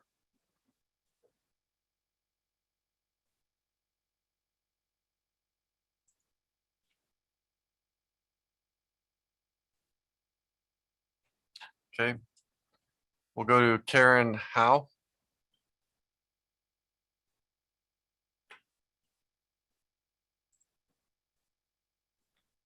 Go ahead, Karen. Your time starts now. Good morning.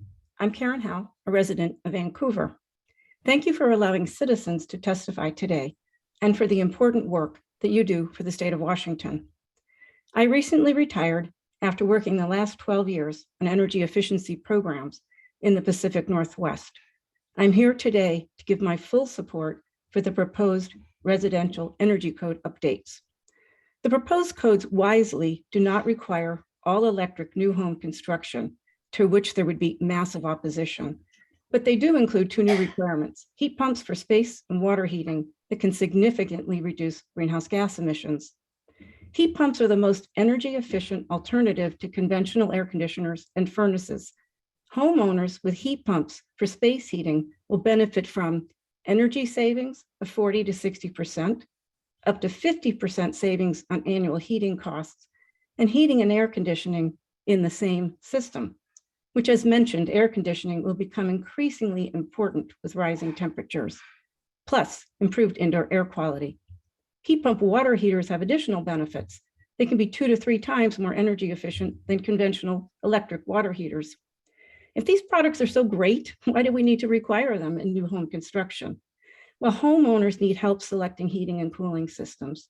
If these decisions are left to home builders, many will continue to install lower cost, less efficient conventional systems. And the best time to install heat pumps is when building a new home. Most homeowners will stick with a system installed in their new house for at least 10 to 20 years. My electric furnace is still going strong after 40 years. So I'm excited by the potential for greenhouse gas reductions from the proposed energy codes. And I thank you for the time today. Thank you. We'll try Chris Covert again.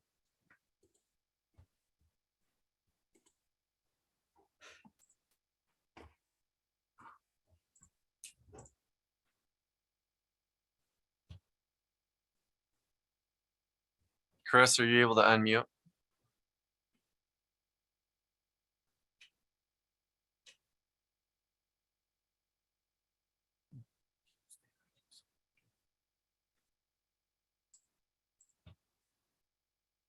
Okay.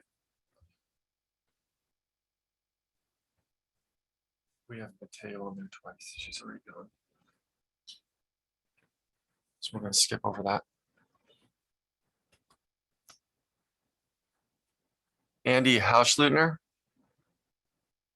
I should have apologized in advance for butchering names, so sorry about that. Your time starts now. Thank you. Here. My name is Andy Hochleitner, and I'm here on behalf of the Central Washington Home Builders Association. I'm the Government Affairs Director for this organization, which has been a leading nonprofit of trade throughout residential construction throughout Central Washington since 1955. I'm here to address the council today on behalf of our 650 members working across 6 counties in Central Washington. Many of these revised provisions will not help residents and growing families reach home ownership. Instead, these changes challenge the American dream of home ownership with unnecessary and overly priced practices that add to builders' challenges to increase the housing inventory across Washington. To ensure families can access homes without a substantial cost burden, we urge you to reconsider these policy changes and listen to builders who are present, but also to those who are not able to attend today because they are busy dealing with the current demand of housing, which is beyond a critical point.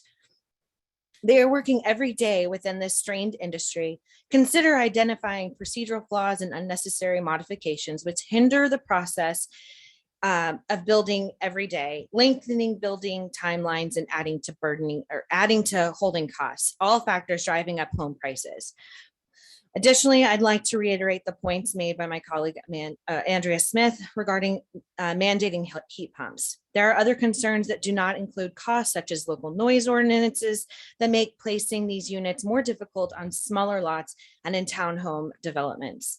Supply is also a concern. 2 energy emergency rules have been adopted by the SBCC related to supply issues, and it is only going to get worse with California mandating heat pumps, refrigerant standards changing in 2023, and the IRA providing incentives for the country to these systems. 1 minute remaining. Because of these various variables at play in the market, our members would prefer to have the SBCC adopt option 2 of the R406 table that still allows for other HVAC systems besides heat pumps. Our members want to build safe, healthy homes that people can afford. This code works against that in restricting what can be installed.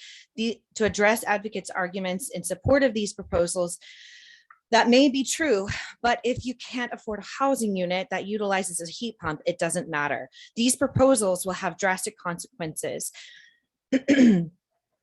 As members of progressive industry, we encourage research and new developments. However, the volume of recommendations within this code makes affordable living an unattainable reality and thousands of families across the state. Please do not pass the proposed changes and reconsider revising the code so homeowners can retain affordable housing That's your within our time. state. Thank you. Ruth Sawyer.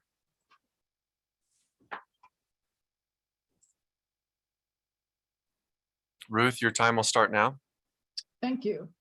Members of the State Building Code Council, thank you so much for providing this opportunity to hear from the public. We really appreciate it. I'll be really brief. I'm urging you to amend the State Building Code to require heat pumps for space and water heating in new residential buildings and to require the stricter ventilation requirements for gas stoves. These codes are a clear way to act on our commitments and transition away from fossil fuels. And over the years, we've learned how damaging gas is, from extraction to leakage, all the way through transport and burning. The science is clear, we know what we need to do, and this is a clear step to do it. Thank you for your consideration and time. Thank you. Brian Ricker.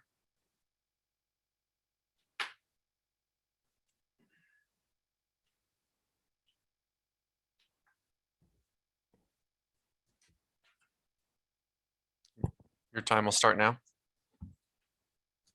Good morning, council members, and thank you for the opportunity to join me today. My name is Brian Ricker, and I'm speaking on behalf of Schweitzer Engineering Laboratories, or SEL. SEL is proudly founded and headquartered in Pullman, Washington. We employ over 6,000 people worldwide, and 2,800 of those employees work across Washington. SEL specializes in creating digital products and systems that protect, control, and automate power systems around the world. We work to make electric power safer, more reliable, and more economical. Our founder, Dr. Edmund Schweitzer, started SEL in his basement with the idea that he could revolutionize an industry with new technology, and he did just that. SEL is a company of inventors and innovators, and so we can tell you with confidence that the best way to support innovation towards cleaner electric power and cleaner buildings is not to mandate a single solution, but to keep the door open with a regulatory framework that supports new ideas. These proposed energy codes are a step in the wrong direction. Our industry moves energy at the speed of light so that customers across Washington can trust that the lights will turn on every time they flip the switch. As a company of engineers, we understand that if supply does not meet demand on the power grid, the lights will go out. These proposed energy code changes will push more demand into the grid or onto the grid, and we need to ensure that the grid is ready so that our citizens and businesses are not unnecessarily harmed in the process of pursuing electrification. We respectfully ask that you pause the effort until we clearly understand the impact that this will have on ratepayers across the state. As an employer trying to attract the best and brightest to live and work in Washington, we also want to ensure that our employees can afford housing in our communities.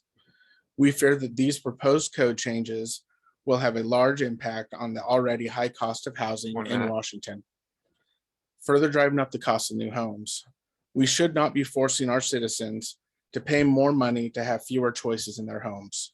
Again, we kindly ask you to please pause these actions on the energy codes. Thank you very much. Thank you. Jennifer Thomas.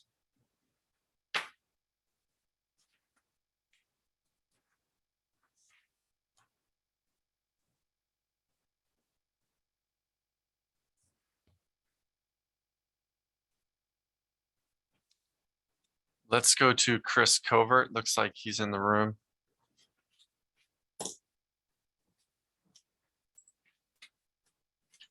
Hi, thank you very much. Time starts now.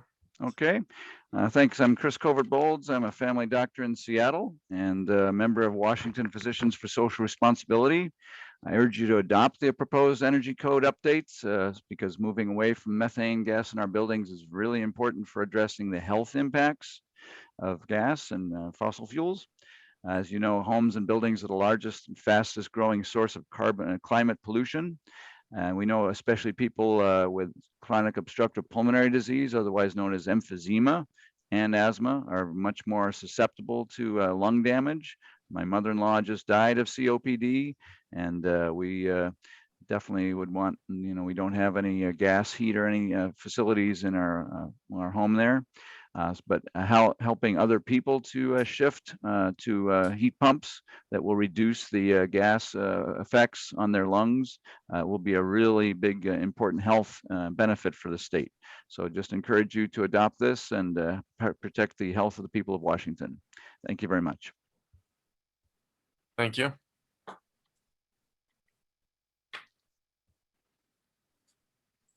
Jennifer Thomas.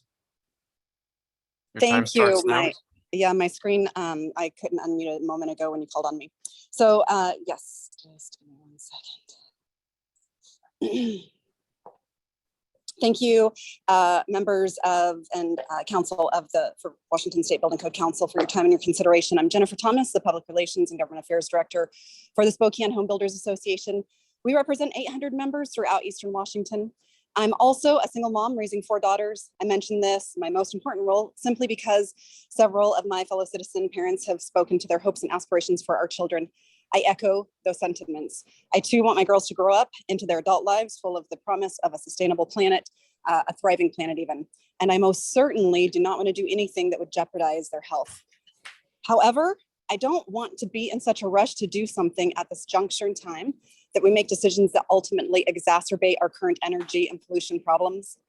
I am in the process of collecting written testimony from our members, and I thank you in advance for your diligence and commitment to review perspectives from experts in the home building industry. As you consider proposals and public input, I request that you pay special attention to our statewide housing crisis, which you've heard some details about already, and I'm sure you're familiar with. Housing too is a health issue. Many of the proposals before you, including mandatory heat pumps, price more people out of housing. Right now in Eastern Washington, 8 out of 10 families cannot afford to purchase a home. Even worse, less than 8% of the families in the area can qualify for a home loan currently.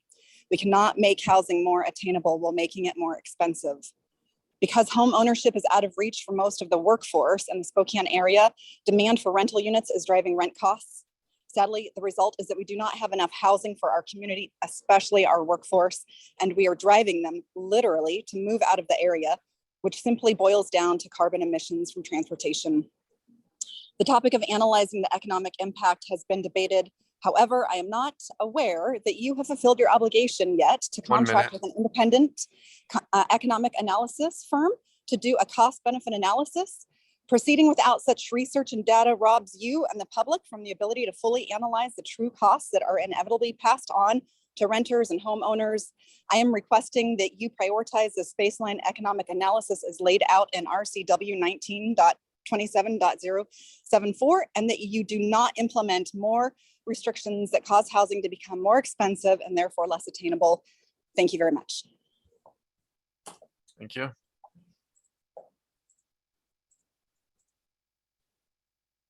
Tim Lovelace.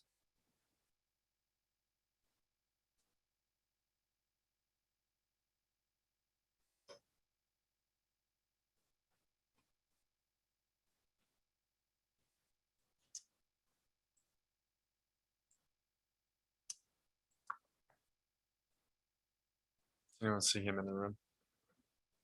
I'm not seeing him. Tim Lovelace.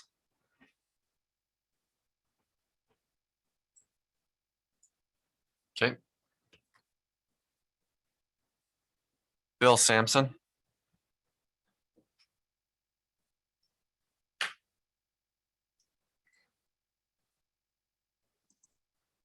Bill, your time starts now. Hi, can you hear me? Yes, I can. Thank you. Oh, great. Thank you. Hi, my name is Bill Sampson. I'm a resident in Washington State. Thank you for the opportunity to testify and for listening to everyone's testimony. I urge you to adopt the proposed code changes regarding the heat pumps and water heaters. I think these proposals to electrify are really necessary in order to work towards meeting the carbon reduction targets that are happening at the local and state levels. And I think it's important to remember that these emission targets for the carbon reduction, science is saying, and, we can observe through global warming and wildfires, that these carbon reductions are basically the minimum required to ensure, a breathable, livable, healthy future. And so I think that's, the most important thing to remember. And, electrification, there are improvements needed to the grid, but I think those really need to happen, regardless of if it's from, gas or electric. Our grid needs improvements in reliability. And so, yeah, and I think with the, the global warming, we're seeing really bad wildfires, and it affects the whole state. It just kind of depends on, 1 minute. which way the wind is, blowing that day. And we didn't used to have bad air quality. So yeah, thanks for listening, and I urge you to help electrify the grid. Thanks. Thank you.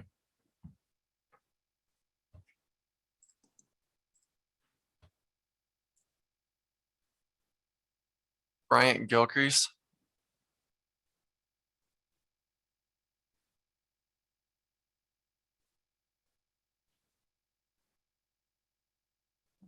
Bryant Gilcrease. Not seeing him on the list.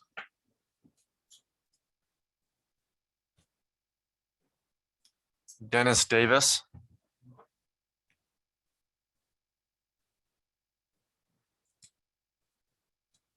Your time starts now. My name is Dennis Davis, and I am an HVAC contractor in Walla Walla. I am representing the homeowners or the home buyers, not the homeowners, but the people that are hoping to buy a home in the state of Washington. I'm also a member of the Washington Air Conditioning Contractors Association and represent them also. I'm an engineer by training and have been an HVAC professional for 45 years in the new residential home business. Our company has sold hundreds, if not 1,000 heat pumps in the 1970s and 80s. I like heat pumps. I've been a promoter of heat pumps over the years. The new energy code is a continuation in the ideals of saving energy, and all the ideas that are proposed for HVAC in this update are good ideas for idealists. I would defend, though, that there is more to life and reality than idealism.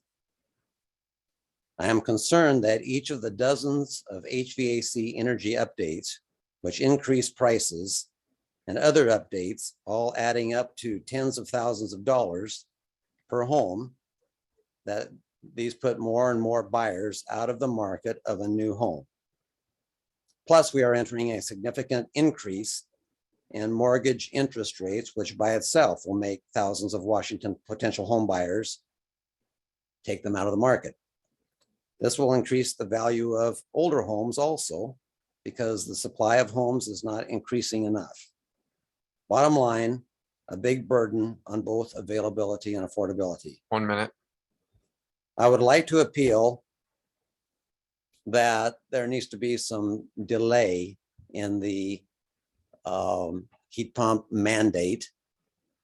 There is no mention in this code about the HSPF-2, which is, I think, an example of the left hand not knowing what the right hand is doing in the federal government. The HSPF-2 11 or credit opportunity is going to be very, very hard to reach, especially with larger heat pumps. And manufacturers don't even yet know whether they can reach the 11 HSBF code without huge air handlers and lots of space usage. I have some more ideas, but I will turn them in as written testimony. Thank you. Simon Vickery.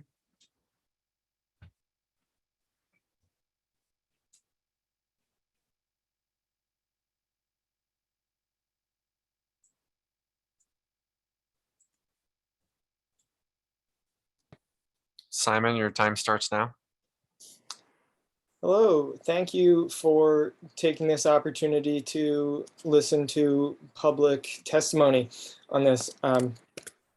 I would like to let you know that I am a public policy advocate. I research and suggest public policy proposals professionally, and I would like to say that all of these proposed recommendations for the building codes are good public policy. From an environmental point of view, we are improving the air quality and water quality by no longer burning gas in our homes. From a public health point of view, we're improving the air quality inside all of our homes by no longer having gas in our homes. And I'd just like to briefly address some of the other arguments that have been made today. A lot of people are talking about housing affordability and the reliability of the electricity grid. And those are valid concerns and important concerns. I would point out that those are not areas of expertise for the building council. Those are areas to be addressed by the Utility and Transportation Commission and the utilities themselves, local municipalities and the state trying to address the housing affordability crisis statewide and within each city. And none of those advocates who are raising those issues are saying that we shouldn't do this for our homes. We shouldn't do this for our buildings. They're saying we shouldn't do this for other reasons.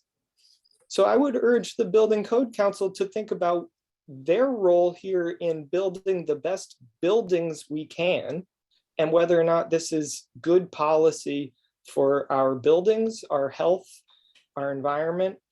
And I would say that it is, and then it's 1 minute. the responsibility of other organizations to address the other issues. Thank you very much, and I look forward to hearing more from you in the future.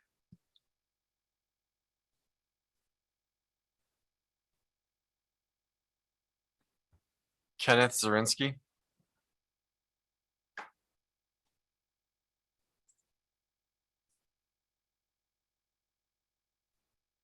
Kenneth, your time starts now. Can you hear me, sir? Yes, I can. Thank you. Thank you. I would like to thank the members of the State Building Code Council for giving me this opportunity to comment on the Energy Code. My name is Kenneth Zirinsky, and I'm a retired physician. I would like to suggest that the council adopt the proposed Energy Code updates. The proposed Energy Code updates and the elimination of the use of natural gas for space heating and for water heating in buildings would substantially improve the health of the citizens of Washington. As previously mentioned, both outdoor and indoor air pollution from combustion of fossil fuel for heating in buildings has been shown to cause severe health problems, such as cardiovascular disease, respiratory disease, stroke, asthma, autism, and premature mortality. In addition, Washington state law, RCW 19.27A.160, requires that the state achieve a 70% reduction in annual net energy consumption by 2031. The proposed Energy Code updates will likely be necessary to accomplish this goal, since electric heat pump space and water heating is at least 2 to 4 times more efficient than natural gas space and water heating, and the same heat pumps will also provide cooling in the summer.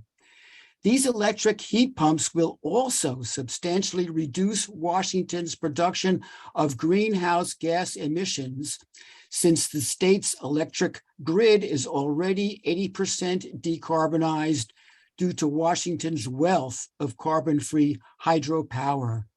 In conclusion, the proposed energy code updates that promote the use 1 minute.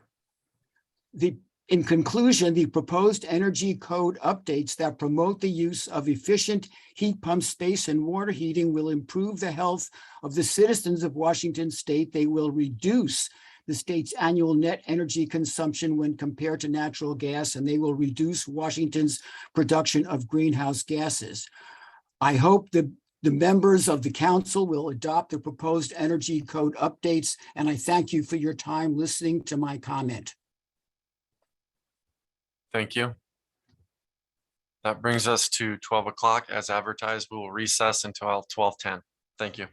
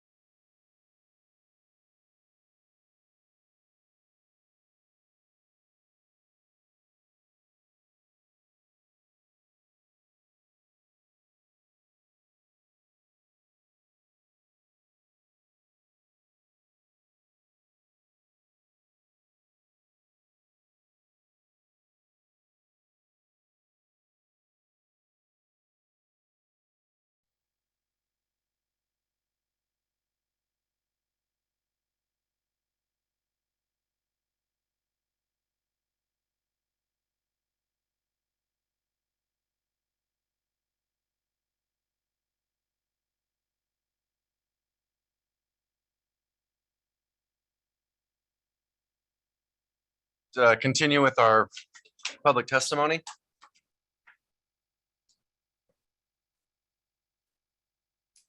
Jeanette McKeag.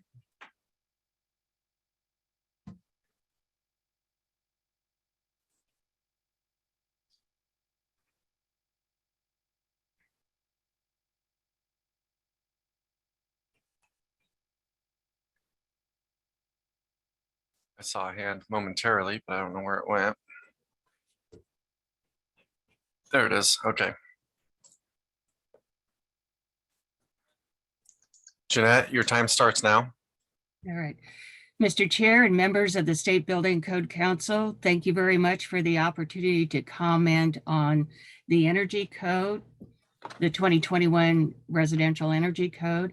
I am Jeanette McKeag, representing Washington Realtors, representing thousands of residential and commercial real estate professionals, their clients, and those affiliated with the real estate industry. Our organization is committed to principles of sustainability and energy conservation, and we work in our communities to create economically prosperous and environmentally sustainable communities. That said, there are measures and amendments within the proposed 21 residential energy code that we just cannot support. So the first one is the definition of residential building. We are asking the council to disapprove the revision of the definition of residential building. We do not see the value of changing the definition at this time and believe it needs more consideration. And that was moving some of the R2 category of buildings into the commercial energy code. I think there needs to be more discussion and more evaluation of that, because these buildings are part of the missing middle housing choices that we are fighting to get into our communities. And in addition, we're very concerned about the impact on existing buildings when they need to be rehabbed, and the impact that the cost of commercial code requirements may have on getting the upgrades done, or the impact on raising rents for tenants, and then also eliminating affordable housing choices in communities. The second thing we're opposed to are the heat pumps. What I will say is we agree with the comments that have been made by the building community. We are definitely wanting to see those amendments put aside for a variety of reasons. One is supply chain. The other is the electrical grid, which is very important. We kind of have the cart before the horse.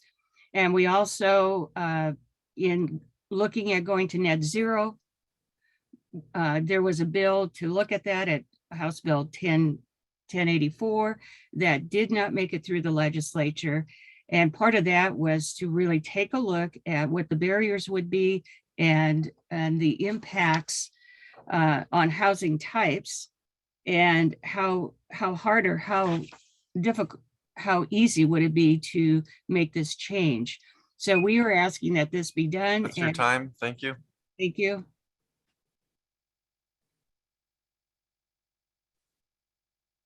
Scott Peterson.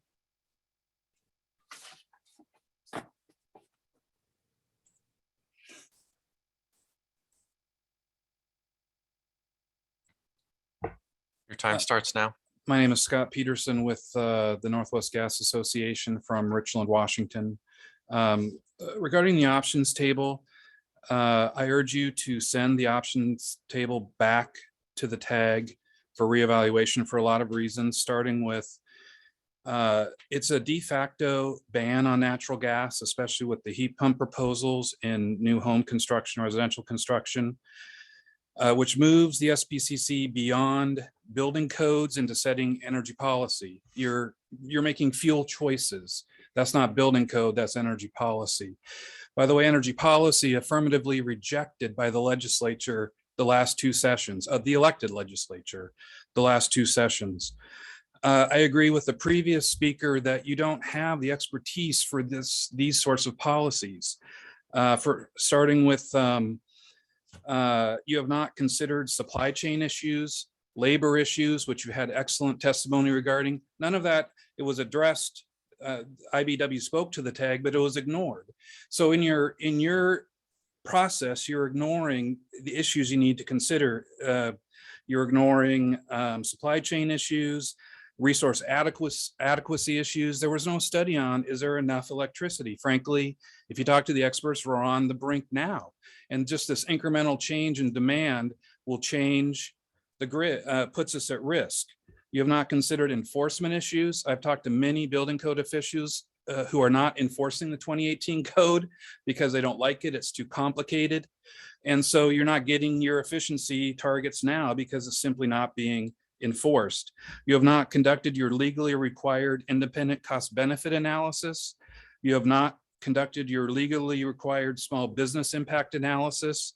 And you have your own bylaws that require each tag to submit a comprehensive analysis to the economic impact work group. And so, by the way, those last three issues are, because they're in the RCW and your bylaws, are part of your fiduciary responsibility, not the staff's, the council's fiduciary responsibility, and you're not meeting that responsibility by not doing the necessary research. By the way, research you need to make an informed decision on these super impactful energy policy decisions. Thank you. Thank you.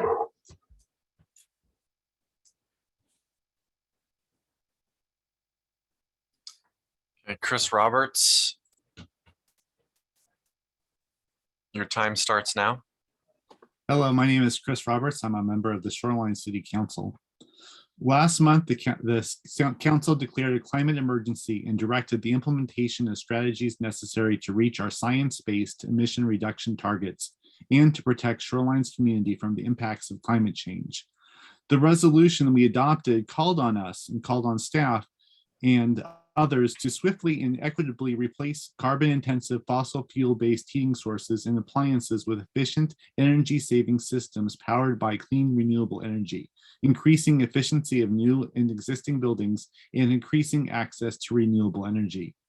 Shoreline was one of the first cities to adopt an updated commercial code, but we don't have that option to strengthen the residential energy code in our city due to preemption by state law. So we're dependent on the State Building Code Council to meet our goals and reduce climate emissions. Thank you. Thank you. Natalie Martinkus.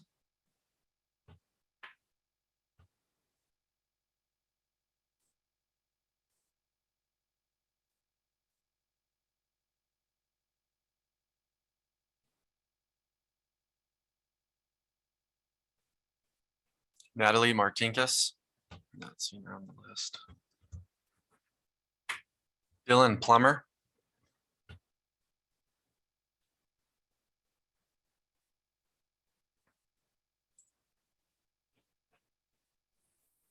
Can you hear me? Yes, your time starts now. Thank you. Great, thank you. Members of the State Building Codes Council, my name is Dylan Plummer, and I'm the senior campaign representative for the Sierra Club working on building electrification in Oregon and Washington. The Sierra Club is a national environmental nonprofit. In Washington state alone, we have 32,000 members and well over 100,000 supporters working for environmental and climate justice. On behalf of this membership across the state, I urge you to adopt the proposed energy code updates because moving away from methane gas in our buildings is critical for addressing the climate crisis, reducing inequality, and protecting public health and safety in Washington. As you have heard from the dozens of building experts, doctors, engineers, and the environmental, racial, and economic justice advocates that have already testified before me in support of these changes, this code will have an array of benefits for our communities. Electrification and the transition off of fossil fuels in all aspects of our lives is not a question of if, but when. And while we currently have two energy infrastructure systems, gas and electric, only one of them is compatible with the commitments that our state and the federal government has made to ensure a livable climate for ourselves and future generations. In light of this, it is clear that every dollar that we invest in expanding fracked gas infrastructure is a dollar that could be spent instead to increase the capacity and resilience of our electrical grid and expand renewable energy generation. It's important to note that, contrary to what the fracked gas industry would have us believe, requiring new construction to include heat pumps will not dramatically increase energy loads immediately, but rather will slowly increase energy load over decades and generations. Utilities are currently required to do long-term planning for load growth, and this extended timeline will allow ample opportunity to expand energy generation and grid resilience as new homes and buildings are built all electric and existing buildings are retrofitted to run on clean electricity in the coming decades. This code change will have economic benefits to home buyers as well. RMI's cost benefit analysis proposals found that all electric homes cost less to build than mixed fuel homes in both Seattle and Spokane.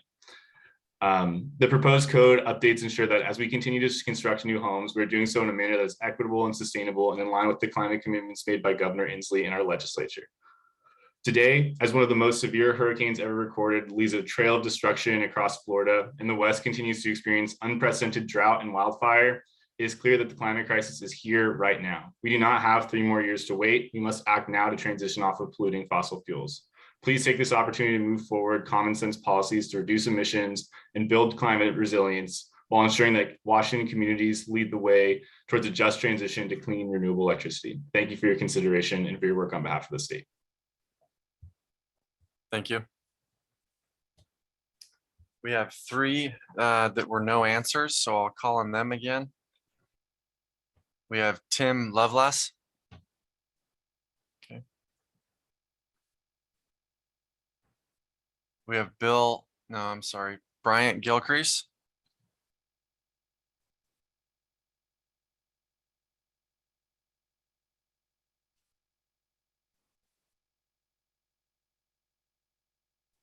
And we have Natalie Martinkus.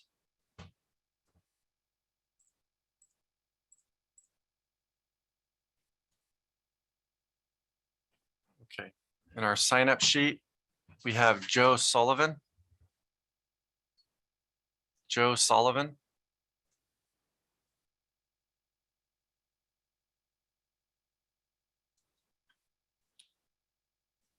Okay, that concludes the list of people that signed up for public comment. We will be available until 2:10. So we are going to stop recording, but if someone shows up on Zoom or in person, they will be able to do public testimony until 2:10. Thank you.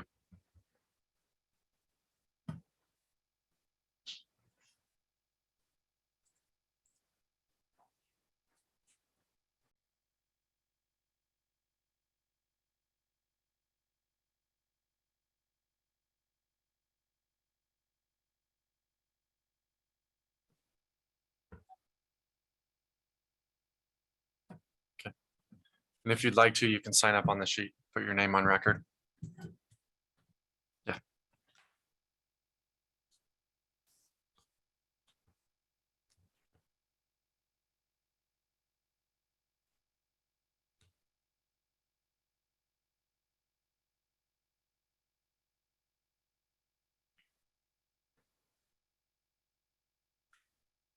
Thank you. And your 3 minutes starts now. My name is Ivan Velasquez. I'm a sales representative of Fosse and Tillman Hearth, a local HVAC store that sells fireplaces and things like that of that nature, gas, wood, and pellet. I have sold countless units over the years to many different people who own split heats, furnace, things like that, electric furnaces. They're one of my biggest clients because I do get a lot of customers from them. In our area, I live in Yakima. We get cold. We get really cold. So they're one of my biggest customer base. I have been, over the years, noticed my increase in sales just from that portion, not new customers, new buildings, new housing, but those over the years, people who have older units, they do not heat. They will give out. They lose efficiency. They're really good for a short while, but they just don't hold up. Gas, wood, or pellet of any of those natures heat better than anything else. That's all I gotta say. Thank you.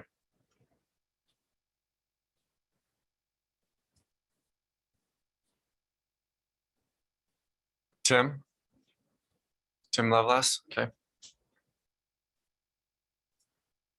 Your time starts now. Okay, hello, Tim Lovelace Construction. president for Central Washington Home Builders, Yakima. Here to testify on the codes, the proposed energy codes. Our biggest issue that we have is that we cannot continue to go down the path that we are going on now with adding more regulation and expecting to have affordability in our housing. We're already outran that pace a long time ago in the fact where we're at. We're adding costs to these houses that can't be recouped at any price point. And as we add those costs to these houses, it doesn't matter if you're a low-end house or a high-end house, that at a certain point, it doesn't matter how much money we keep adding, at a certain point, they can't take that money out. And so as we're trying to make these more efficient, but we're also pushing people out of the marketplace in the affordability of housing. And in the last code change that we had, I mean, we basically added in almost $25,000 to the average house. And that just we just can't keep doing that at the pace that we've been doing it. We're going to keep pushing people out of the market, and it's just going to perpetuate the problem of our affordable housing.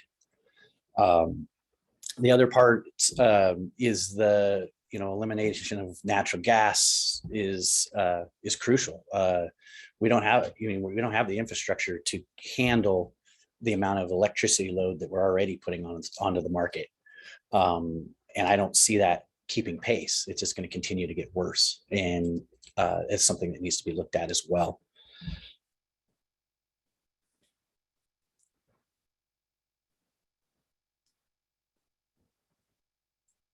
Um, 1 minute. Okay.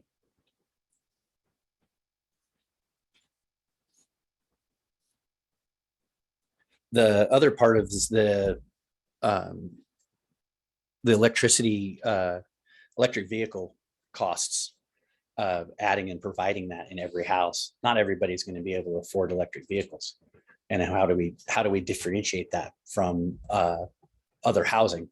So it actually puts a heavier burden on our lower income housing people by having to add that to their homes when they're not going to be able to afford the electric vehicle in the first place. So that's another issue that it's a really tough one. Water heating is another issue, making everything go to a heat pump. Electric water heat pumps, those are not as efficient as what we can do with gas. That's your time. Thank you. We do have one hand raised. If you will state your name for the record.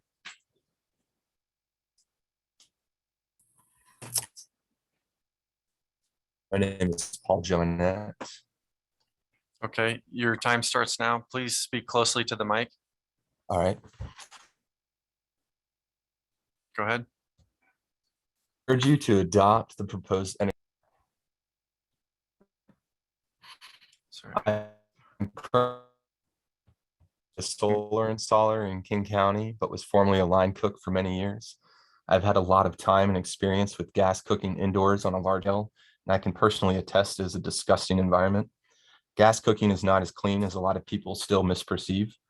I was lucky enough to get away from that unhealthy environment and have worked in the solar industry for 3 years now, where I've further learned about the detrimental effects of natural gas. A lot of the facts have been presented here today, and the validity of electrical over gas is becoming more undeniable every day for more than just one facet. Human health, environmental health, and costs relating to efficiency are just a few of the leading reasons.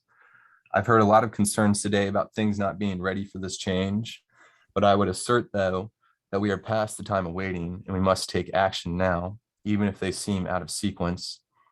The gas and fossil fuel industries are notorious for fighting and clawing to hold on to their position in an antiquated practice. They're saying the grid isn't ready or people will die without access to gas as a backup. The grid is also controlled by private industry with their own interests at hand when it boils down to it. As someone in the solar industry, I can tell you that we are installing systems at a breakneck pace in Washington, adding to the energy independence of individuals off the grid.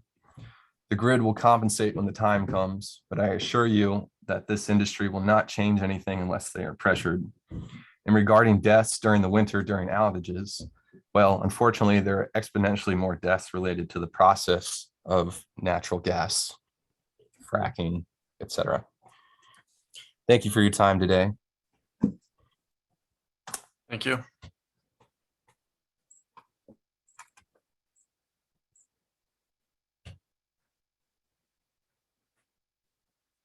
Okay, is there any other public testimony, either in person or on Zoom?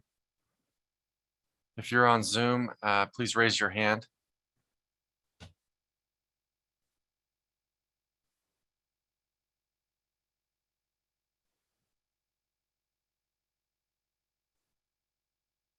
Okay, we will continue to monitor the Zoom, and you're also able to come up to the, oh, I'm sorry, go ahead. Hi, this is Pete Reiki, a member of the council, If you'd like and to sign up. Oh, I'm sorry, someone else started. I'm sorry.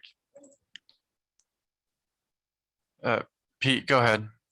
hi, this is Pete Reiki. I'm a member of the council, and I have spent all morning listening to the testimony here, and I want to express my appreciation to the public for taking the time to do so. I think it's incredibly valuable for the members of the council to listen to the public, and I have enjoyed every moment of this and taken detailed notes. And so I want to thank the public for their contribution here. Unfortunately, I have to leave now, and if I miss a few for the afternoon, I apologize. But at any rate, I did want to express my appreciation to the public for this, for their input. Thank you, Peter. Go ahead. Would you like to sign up first? I actually am. I was the 9-10 slot. You were, okay. Natalie Martinez. Oh, gotcha. Okay. Yes. All right. Sorry, Gotcha. I'm late. No, you're good. You're good. Thank you. And your time starts now. Go ahead. Okay, thank you. I'm here to talk about the proposed rule for electric vehicle appliances being put into the garages of new homes. I understand that Washington State does plan and want to be carbon neutral in the near future. And in doing so, they have passed regulations having a target date for a ban on gas car sales by 2030 and a requirement for no gas car sales by 2035. However, I am opposed to this bill mainly because home prices are so expensive right now. Many people on the eastern side of the state are going to have to be pushed and pulled to actually get an electrical vehicle. There's plenty of people that may want it, but many do not. Many would prefer to stay on gas. And renewable fuels would be wonderful as well. So I feel like, Natalie, yes, sir. I apologize for interrupting, but what you're speaking to today is on tomorrow's docket. I thought today was the residential code and tomorrow is that not the case? But sorry. The energy code. Okay. And so the residential code, we can still hear this today, but just know that as far as record goes, that tomorrow would be the appropriate time for this. But sorry, it's my first time doing public testimony. So thank you. Yeah, I just feel like home prices are so expensive right now, and to add this undue cost for a planned target date of 8 years from now and a required target date of 13 years from now it's an undue burden when house prices are so expensive. People are already being priced out for first-time home buyers. And it's something that should be looked at closer to those target dates. And right now, if Washington State is really passionate about this, then they should be funding it, not the average home buyer, especially in our side of the state, who may or may not plan on ever buying an electric vehicle until they're forced to. Thank you. Thank you.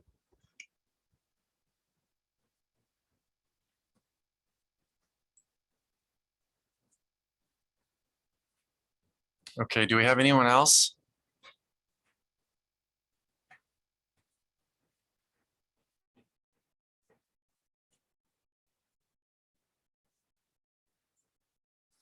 We will continue to monitor the Zoom room. If anyone comes on and would like to speak, they can raise their hand and I'll continue to monitor that.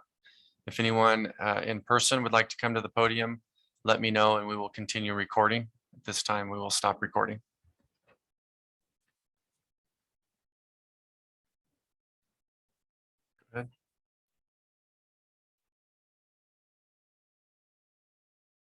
Okay, this hearing is being held to consider testimony on the currently filed proposals for WAC 5111R, the Washington State Energy Code residential provisions.